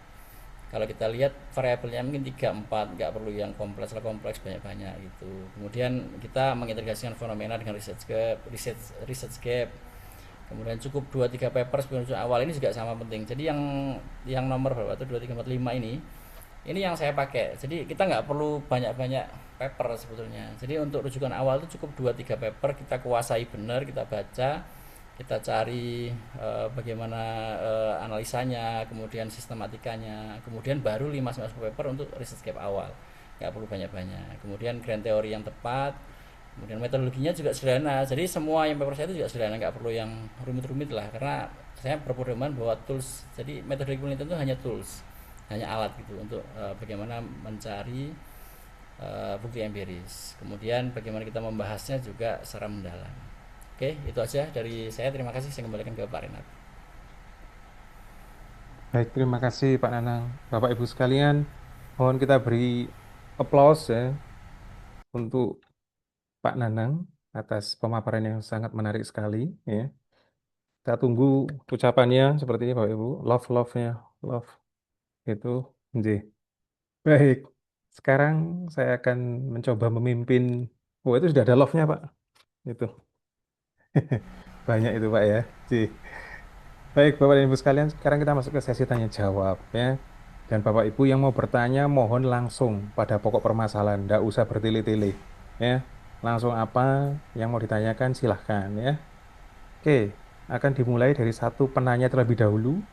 Kalau dalam 10 detik tidak ada yang bertanya, maka akan saya bacakan pertanyaan yang ada di kolom chat. Silakan Bapak Ibu. Apakah ada yang bertanya? Mungkin saya, Pak Renat. Terima kasih banyak. Pak Erwin, monggo Pak, Oke. silakan. Baik, terima kasih banyak Pak Renal. Salam kenal Pak Nanang Setiawan, luar biasa keren banget ya Pak ya. Ya, salam kenal.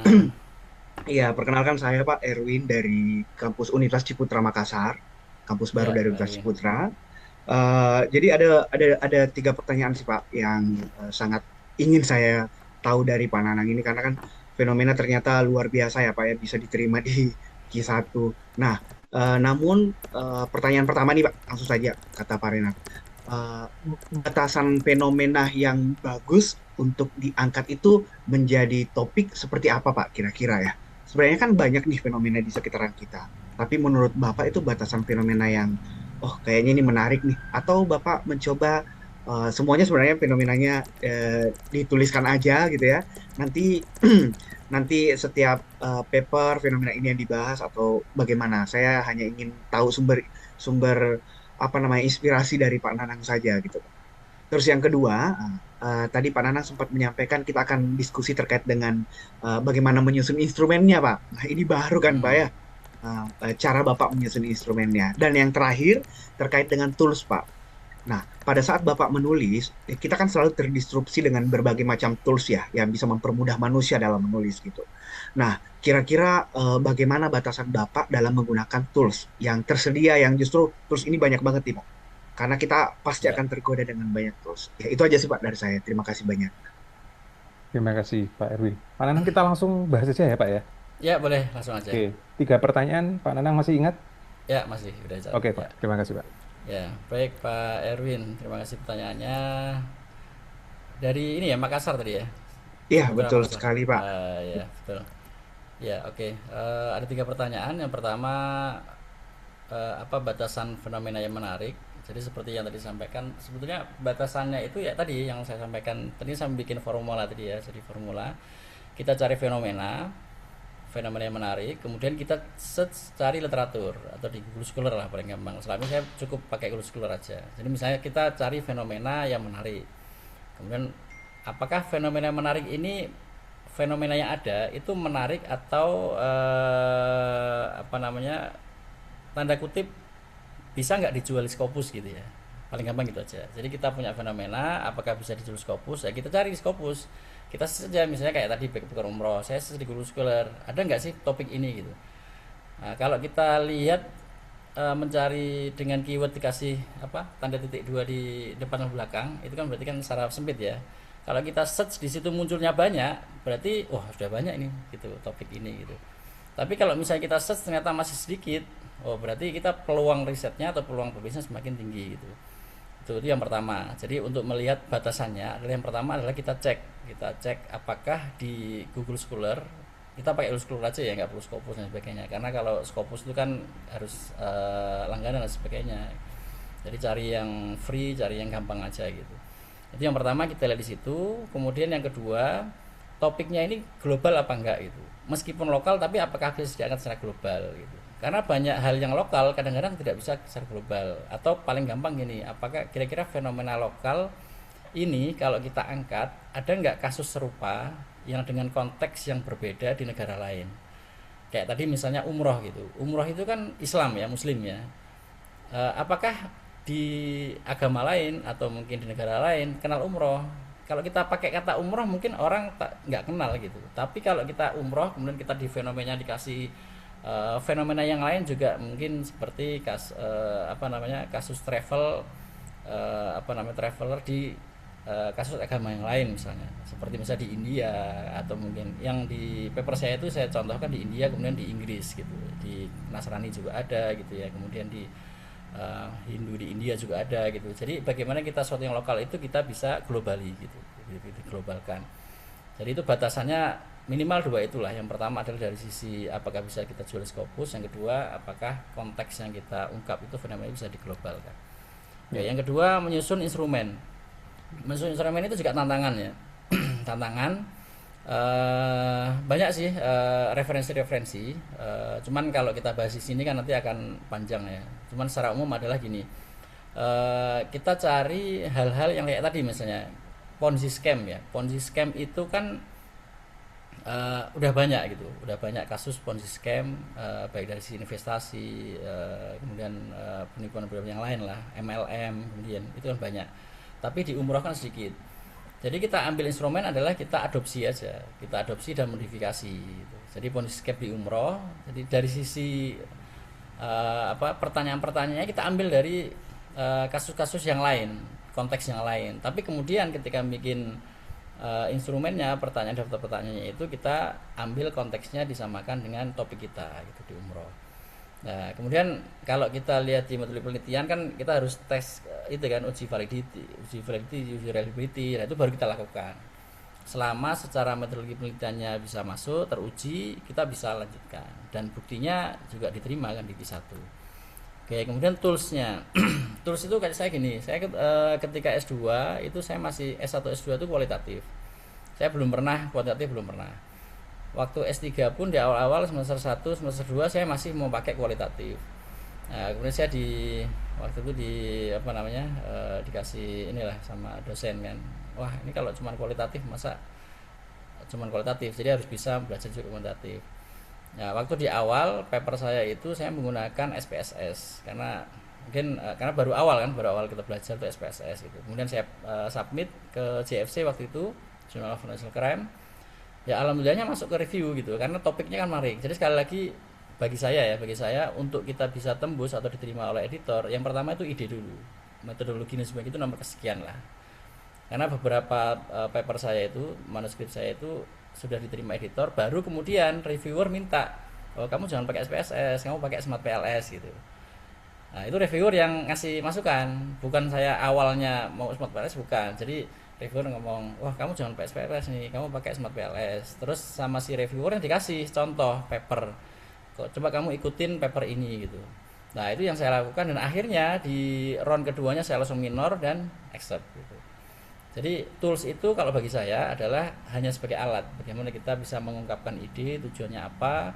Dan tools yang bagus adalah memang mengikuti, kalau saya bilang yang bagus adalah mengikuti editor, reviewer dan jurnal itu gitu. Karena kadang-kadang jurnal ini pakai tools apa, jurnal yang lain tools apa. Jadi kita ikutin aja jurnal yang kita tuju gitu.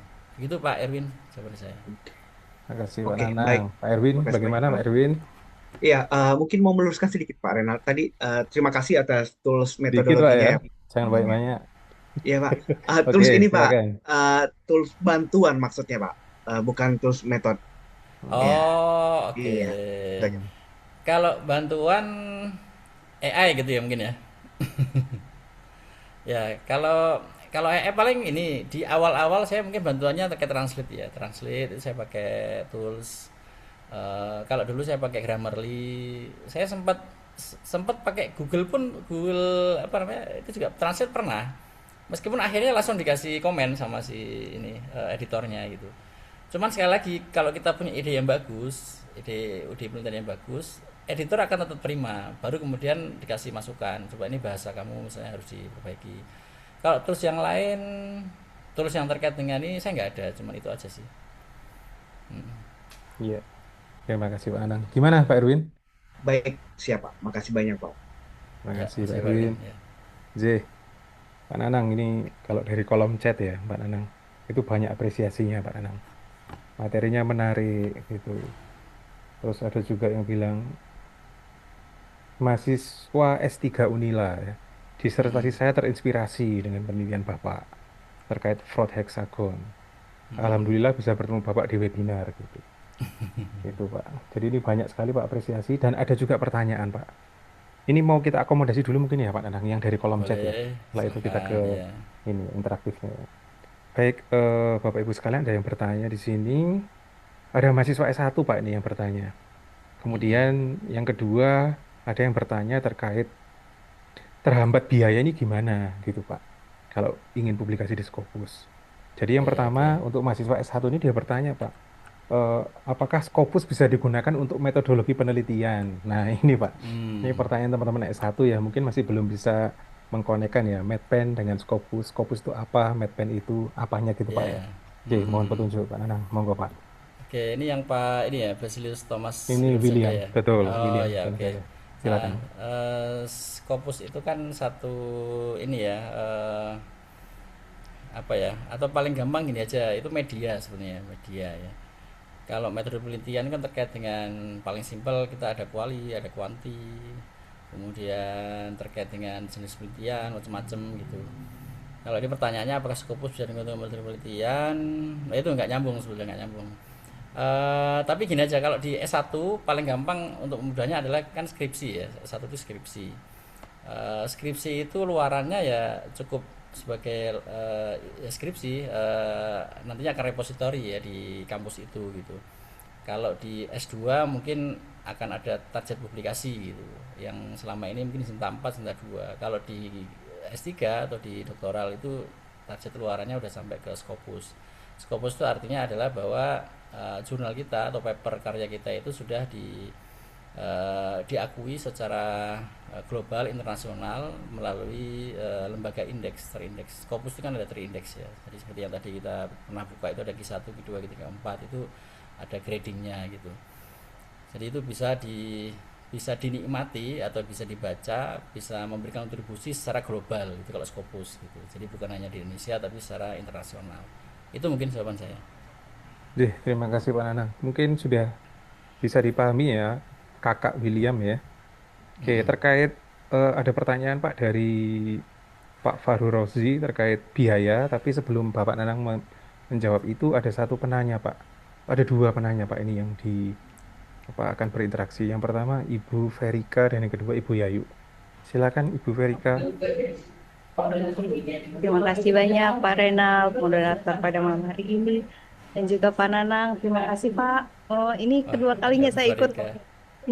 Bapak sebagai pematerinya, dan saya penasaran Pak dengan dengan strateginya Bapak gitu, karena Bapak itu membuka kacamata saya bahwa kalau mau menemukan ide penelitian itu sebenarnya secara praktis, yang tadi sudah Bapak sampaikan. Nah, sekarang pertanyaan saya adalah apakah ada cara praktis lainnya yang Pak Nanang terapkan untuk menemukan itu jurnal yang probabilitasnya itu menerima idenya Bapak gitu loh. Apa yang Bapak lakukan di Emerald, misalnya, terus Taylor and Francis seperti itu.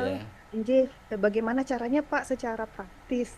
Mungkin Pak Nanang punya cara itu. Kemudian berkaitan juga dengan hal-hal yang praktis seperti yang Bapak lakukan selama masa studi. Kan saya lihat Bapak itu melesat sekali ya, studinya cepat nggih Pak.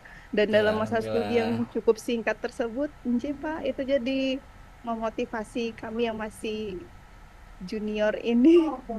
Jadi itu dalam masa 1 tahun saya lihat ada belasan artikel yang telah publish. Maka strategi apa yang Bapak lakukan? Apakah setiap bulan Bapak menargetkan saya harus submit manuskrip setiap bulannya 1 gitu, sehingga tahun berikutnya itu Bapak udah mulai panen gitu nggak Pak? Ya, maksud saya adalah supaya saya mendapatkan motivasi best practice dari Bapak. Itu saja, terima kasih. Ya. Baik, terima kasih Bu Verika. Kita tampung satu lagi ya Pak ya, untuk dari Bu Yayu tadi kalau nggak salah. Bu Yayu jadi nanya nggak? Atau langsung dulu Pak? Langsung dulu aja ya, biar Baik, boleh.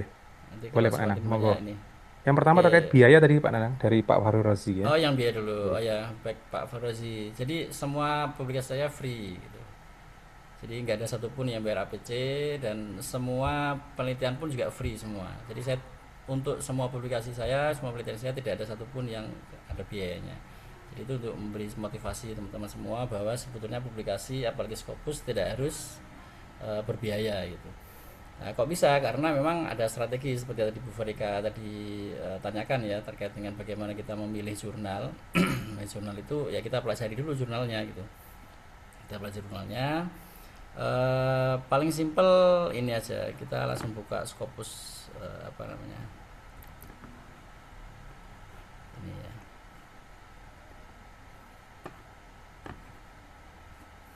Jadi yang saya lakukan di awal,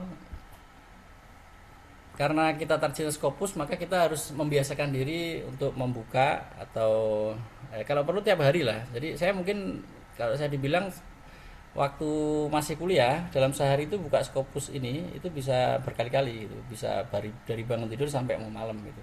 Jadi yang saya lakukan itu adalah ini. Jadi terkait pertanyaan Bu Farika yang pertama, saya waktu itu karena saya nggak tahu ya, karena saya tuh suka Emerald dari tampilannya ya, tampilan layoutnya itu saya suka itu dari awal S2 dulu, ketika ada dosen saya memberikan tentang paper Scopus, maka yang pertama yang saya suka itu adalah Emerald.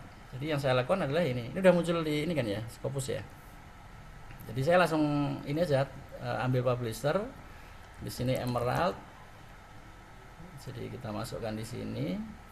Nah, karena targetnya di UNER itu harus Q1, Q2, terus ini klik jurnal. Mas, ini kita klik di sini otomatis akan urut berdasarkan yang tertinggi. Jadi saya waktu itu hanya mempelajari ini aja. Oh, di Emerald itu yang Q1 itu apa aja gitu ya. Jadi misalnya ini Journal of Tourism Futures gitu ya. Nah, kemudian kita jauhi atau kita hindari yang ada kata-kata open access. Nah, ini terkait dengan pertanyaan Pak Forozi tadi, bahwa kalau ada open access ini udah pasti akan bayar karena dia open access. Jadi saya menghindari yang seperti ini. Kalau yang lainnya, kalau yang nggak ada open access, jadi dia ada dua pilihan. Dia pilihan apakah dia akan membayar open access atau close access atau non open access.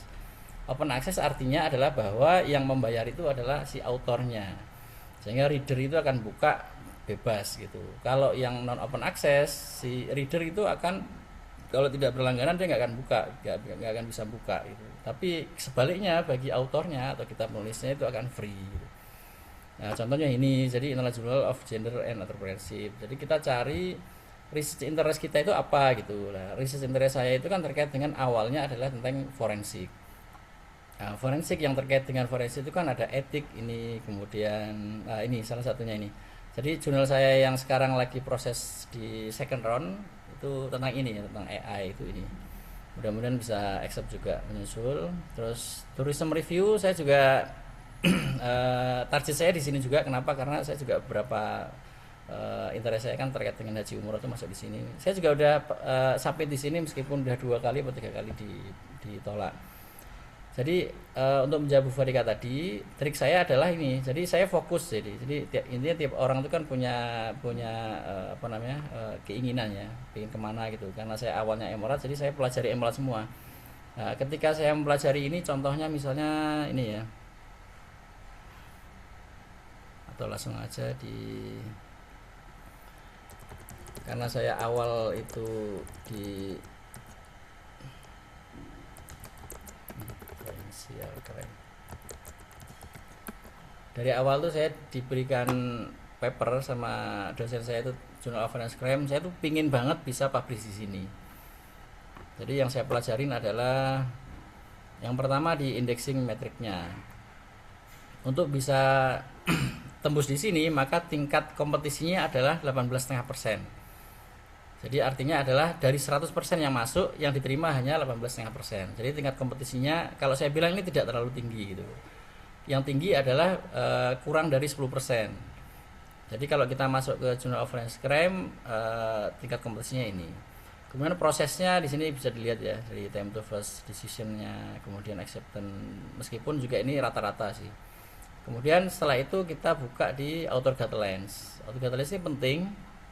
Salah satunya yang penting adalah, yang paling penting adalah terkait dengan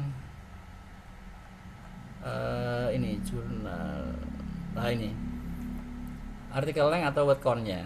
Jadi 5.000 sampai 8.000. Ini penting banget, kenapa? Karena beberapa kali saya kalau submit melebihi jumlah kata itu atau kurang, itu di awal aja mungkin 1 hari sampai 3 hari itu langsung di reject sama si editornya. Ini penting sekali. Kemudian yang ketiga yang saya cek adalah di overview-nya. Nah, di sini bisa dilihat di aims and scope-nya. Nah, kalau kita baca di sini ya, jadi kalau misalnya tadi kan saya mungkin interestnya di forensik atau fraud. Oh, di sini memang fraud. Kemudian di sini ada financial crime, ada tax crime. Oh, ini kayaknya cocok nih itu.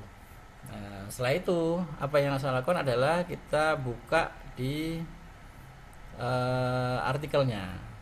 Jadi kita pelajari bener-bener, kita follow gaya selingkungnya, mulai dari pendahuluannya seperti apa, kemudian dari sisi literatur reviewnya dia gimana, sampai ke titik komanya ya. Jadi titik komanya itu misalnya ini ya, contohnya yang di paper saya.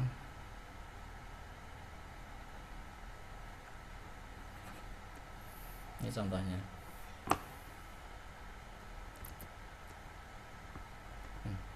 Yang muncul ini salah kali. Itu ada 3 tab Pak di atas. Mungkin Oh salah iya. satu. Oke. Sebentar. Ada mediating rule, ada ijem. Bukan ya Pak ya? Bukan ini, sebentar. Hmm.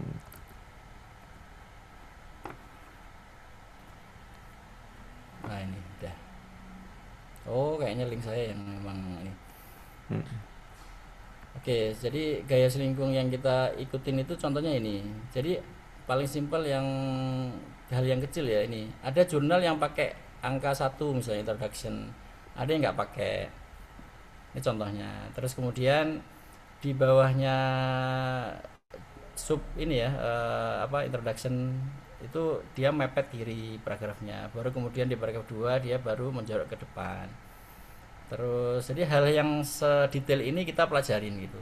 Jadi kita kalau pingin publish di jurnal apa kita pelajarin. Kayak ini ya misalnya 2 literatur review. Ada yang memang jurnal-jurnal yang memang dia tidak pakai angka nominal. Kemudian, seperti ini 2.1 ini garis miring ya, fonetiknya garis miring itu juga saya ikutin. Ada beberapa jurnal yang nggak pakai garis miring. Terus kemudian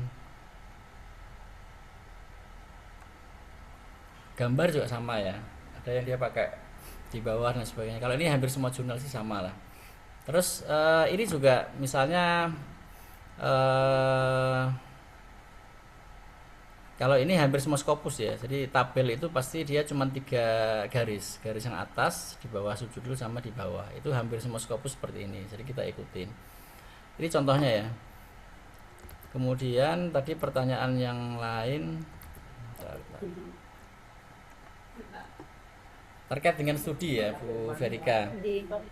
Jadi kenapa bisa cepat? Karena tadi, jadi yang saya lakukan ya sama seperti yang topik malam ini ya. Jadi ketika saya mencari ide riset itu adalah cari ide yang memang nggak usah mulu-mulu yang sesuatu yang kita nggak tahu, gitu. Tapi apa yang ada di lingkungan kita aja gitu. Jadi waktu saya ambil disertasi itu, disertasi mau cari yang intinya adalah begini, bagaimana caranya ketika penguji bertanya hanya kita yang tahu. Gitu, itu adalah tipsnya yang saya lakukan. Kalau saya pakai data sekunder, kira-kira saya lebih pinter atau dosennya lebih pinter? Dosennya lebih pinter kan? Makanya saya menghindari sekunder. Dan ternyata benar, mungkin teman-teman di sini banyak yang dari ini ya, dari UNER ya. Di UNER itu yang cepat lulus, hampir semuanya itu data primer, hampir semua. Termasuk di angkatan saya itu, saya yang pertama, kemudian Pak Zainuddin itu data primer, Bu Yana data primer, yang barusan tadi Bu Tessa ya, Bu Tessa data sekunder. Jadi bisa dibilang paling, dan tahun sebelumnya juga sama, ada Bu Yunisara, kemudian Bu Anna, itu hampir semua itu data primer. Karena di awal itu saya memang punya prinsip ini, kalau saya pakai data sekunder, mungkin saya kalah dengan dosen-dosen yang lebih pintar cari data dan sebagainya. Tapi kalau data primer, kita yang menguasai lapangan, kita yang tahu kondisinya gitu. Makanya ada beberapa pertanyaan ketika di disertasi, dari mulai tahap pertama, kedua, ketiga, keempat, kelima, sampai harusnya 6, tapi saya cuma 5 ya, tanpa terbuka. Ketika ada pertanyaan-pertanyaan, saya memberikan fakta. Contohnya misalnya pertanyaan simpel. Waktu responden saya itu kan manajer ya, manajer di Astra. Ketika saya kasih data respondennya, salah satunya adalah dari data pendidikan. Saya kasih data bahwa pendidikan mereka itu ada yang SMA gitu. Secara logik manajer apakah bisa ya, lulusan SMA apakah bisa jadi manajer? Kan enggak kan ya. Tapi saya sampaikan loh, di lapangan tuh ada gitu. Lapangan ada bahwa dia dari garisnya promosi gitu ya. Jadi ketika dia sudah pakai tertentu, kemudian dia promosikan tanpa dengan studi gitu ya, selanjut ternyata bisa gitu. Jadi kenapa saya pakai data primer? Karena kita lebih menguasai lapangan. Itu yang saya lakukan, triknya kenapa bisa cepat salah satunya. Dan kemudian kenapa bisa publish yang banyak ya, karena saya memang punya semangat ini. Kalau dalam Islam itu ada yang namanya semangat ilmu jariah ya. Jadi kita publikasi itu bukan untuk karena target pendidikan, bukan. Tapi dengan ilmu kita dibaca banyak orang, kemudian orang bisa mendapat insight, bisa dapat ilmu baru, dapat semangat, kemudian dapat manfaat, kebaikan. Nah itu insya Allah dapat pahala kita gitu. Jadi semangat saya adalah semangat itu. Gitu Bu Verika. Ya, terima kasih banyak Pak Nana. Makasih banyak juga Ya, Pak sama Moderator. Verika. Jadi, bagaimana Bu Verika? Sudah oke ya jawabannya ya? Baik, Bapak dan Ibu sekalian, Bu Verika, ini memang betul ya. Jadi, di sekelilingnya Pak Nanang ini ternyata banyak masalah ya Bapak Ibu ya. Sehingga banyak masalah ini selesai satu tulis. Baik. Terima kasih banyak Pak Nanang. Oke, Bapak Ibu sekalian, kita punya waktu, sisanya ada 4 menit. Jadi dalam hal ini akan masih dibuka pertanyaan terkait topik yang sangat menarik. Silakan Bapak dan Ibu. Sambil saya cek. Oh, ini ada yang bertanya, Pak. Tadi ada Ibu Yayu ya. Ini Ibu Yayu Ari Priyani. Kemudian ada Iya, Pak Tommy. Ibu Yayu dulu mungkin ya. iya. Monggo Ibu. Izin bertanya, Pak. Assalamualaikum, Silakan Pak Ibu. Nanang. Salam ya Bu Yayu. Alhamdulillah ini bisa bisa ketemu ya, Pak. Langsung to the Beliau point, ini Bu. kebetulan senior saya, nggih, Oh, di J, kampus. monggo. Pak, ini kan saya kebetulan kan memang benar-benar baru, Pak, ya, mengenal dunia tulis menulis ini baru 1 tahun ke belakang ini. Nah, mohon arahannya, Pak. Kalau untuk penulis baru seperti saya ini harus ada tambahan apa lagi ya, Pak, yang bisa Bapak mungkin ada advice buat saya sehingga saya bisa menulis mengejar ketertinggalan saya lah dibandingkan dengan mungkin mereka yang sudah terjun di awal begitu.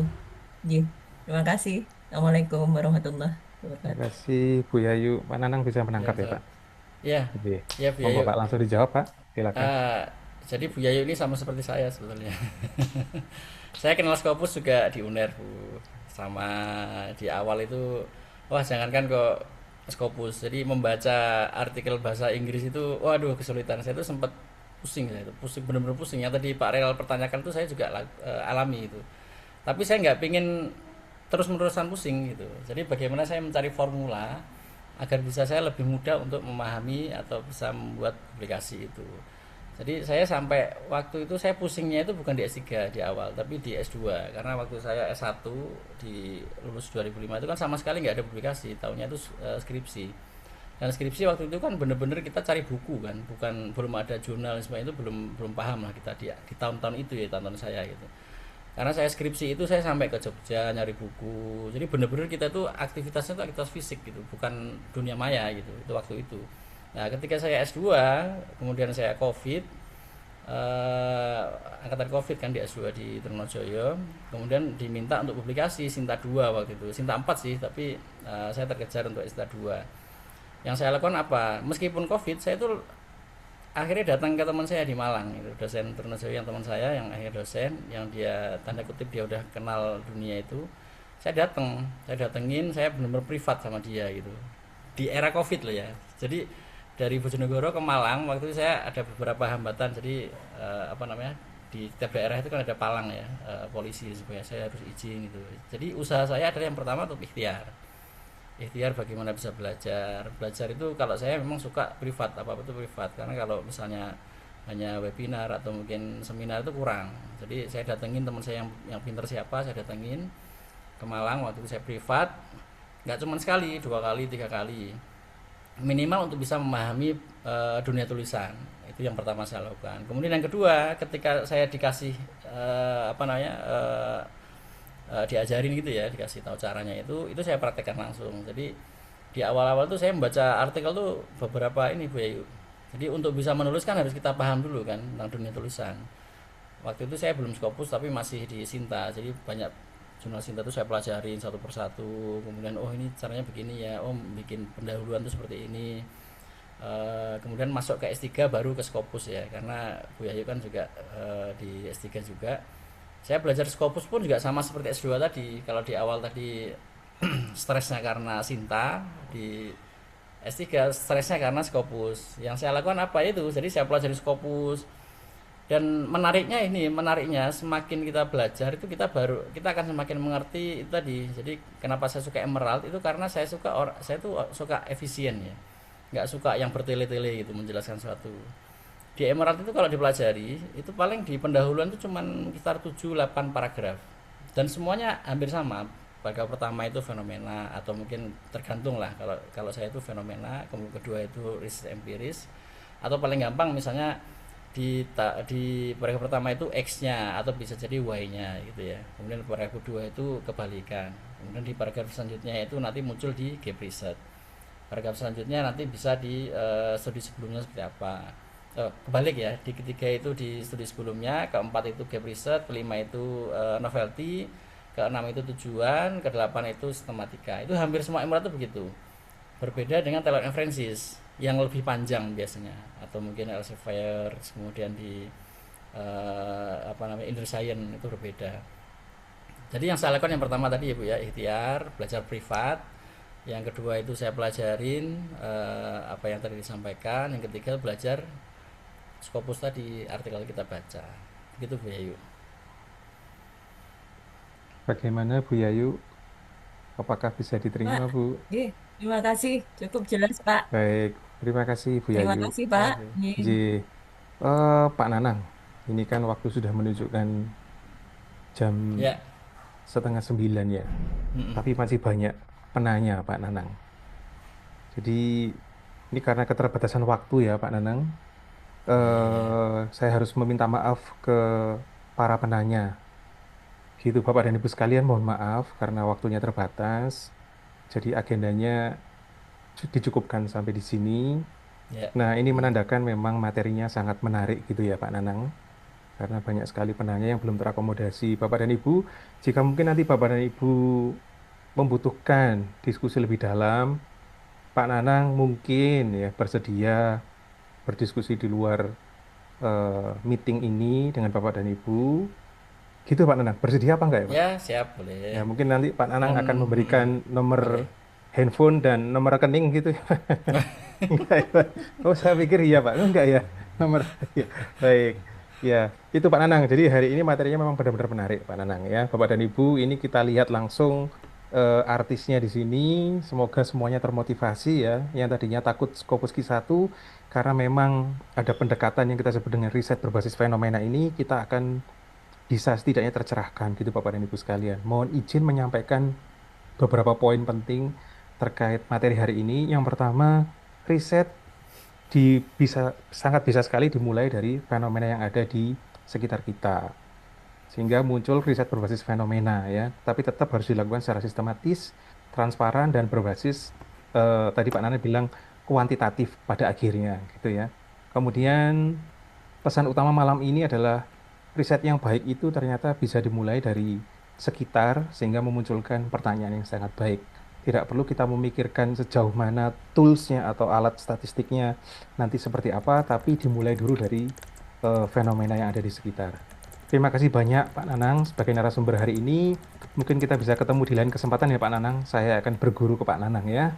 Dan Bapak dan Ibu yang lain, terima kasih sudah hadir sampai detik ini. Kita beri aplaus untuk narasumber kita Bapak dan Ibu sekalian. Semoga bermanfaat bagi kita semua ya. Kita beri love Bapak dan Ibu gitu. Oke. Pak Nanang, Ya, saya selalu ya semoga sukses Bapak, tim dan semuanya Pak di Bojonegoro. Saya Amin ya. kembalikan Terima mungkin kasih ya. ke J. Saya kembalikan ke Ibu MC yang sangat cantik, Bu Eha Hasni. Monggo Ibu. Saya Renald undur diri. Terima kasih Bapak dan Ibu sekalian.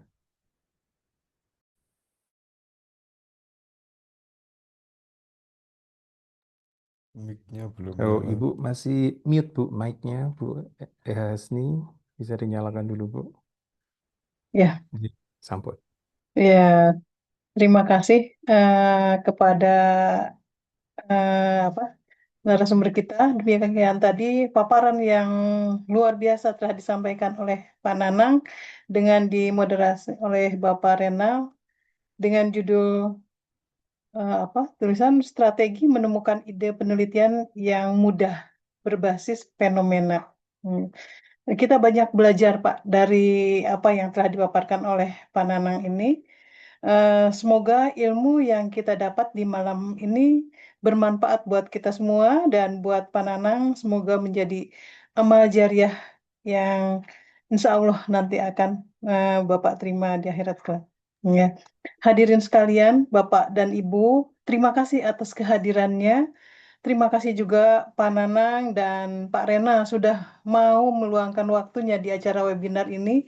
Semoga kita bisa bertemu di acara webinar yang akan datang. Demikian, Assalamualaikum warahmatullahi wabarakatuh. Waalaikumsalam warahmatullahi Salam, terima Terima kasih kasih semuanya Bu Bapak dan ya, Ibu Mas sekalian. Bana, masih semua Panitia, ya. terima kasih. Terima kasih banyak. Pak Nanang, terima kasih Pak G. Ya, sampai ketemu di Malang Iya. ya, Pak Renal insya Allah. Oh baik, siap Pak. Siap, terima kasih Mas Bapak. Jun ya. Ya, Iya Pak, kasih. kapan-kapan Pak ya. Kita Ya, dolan siap. Pak, ngopi ya. Oh, sip. Baik, terima Puas kasih. Ibu izin.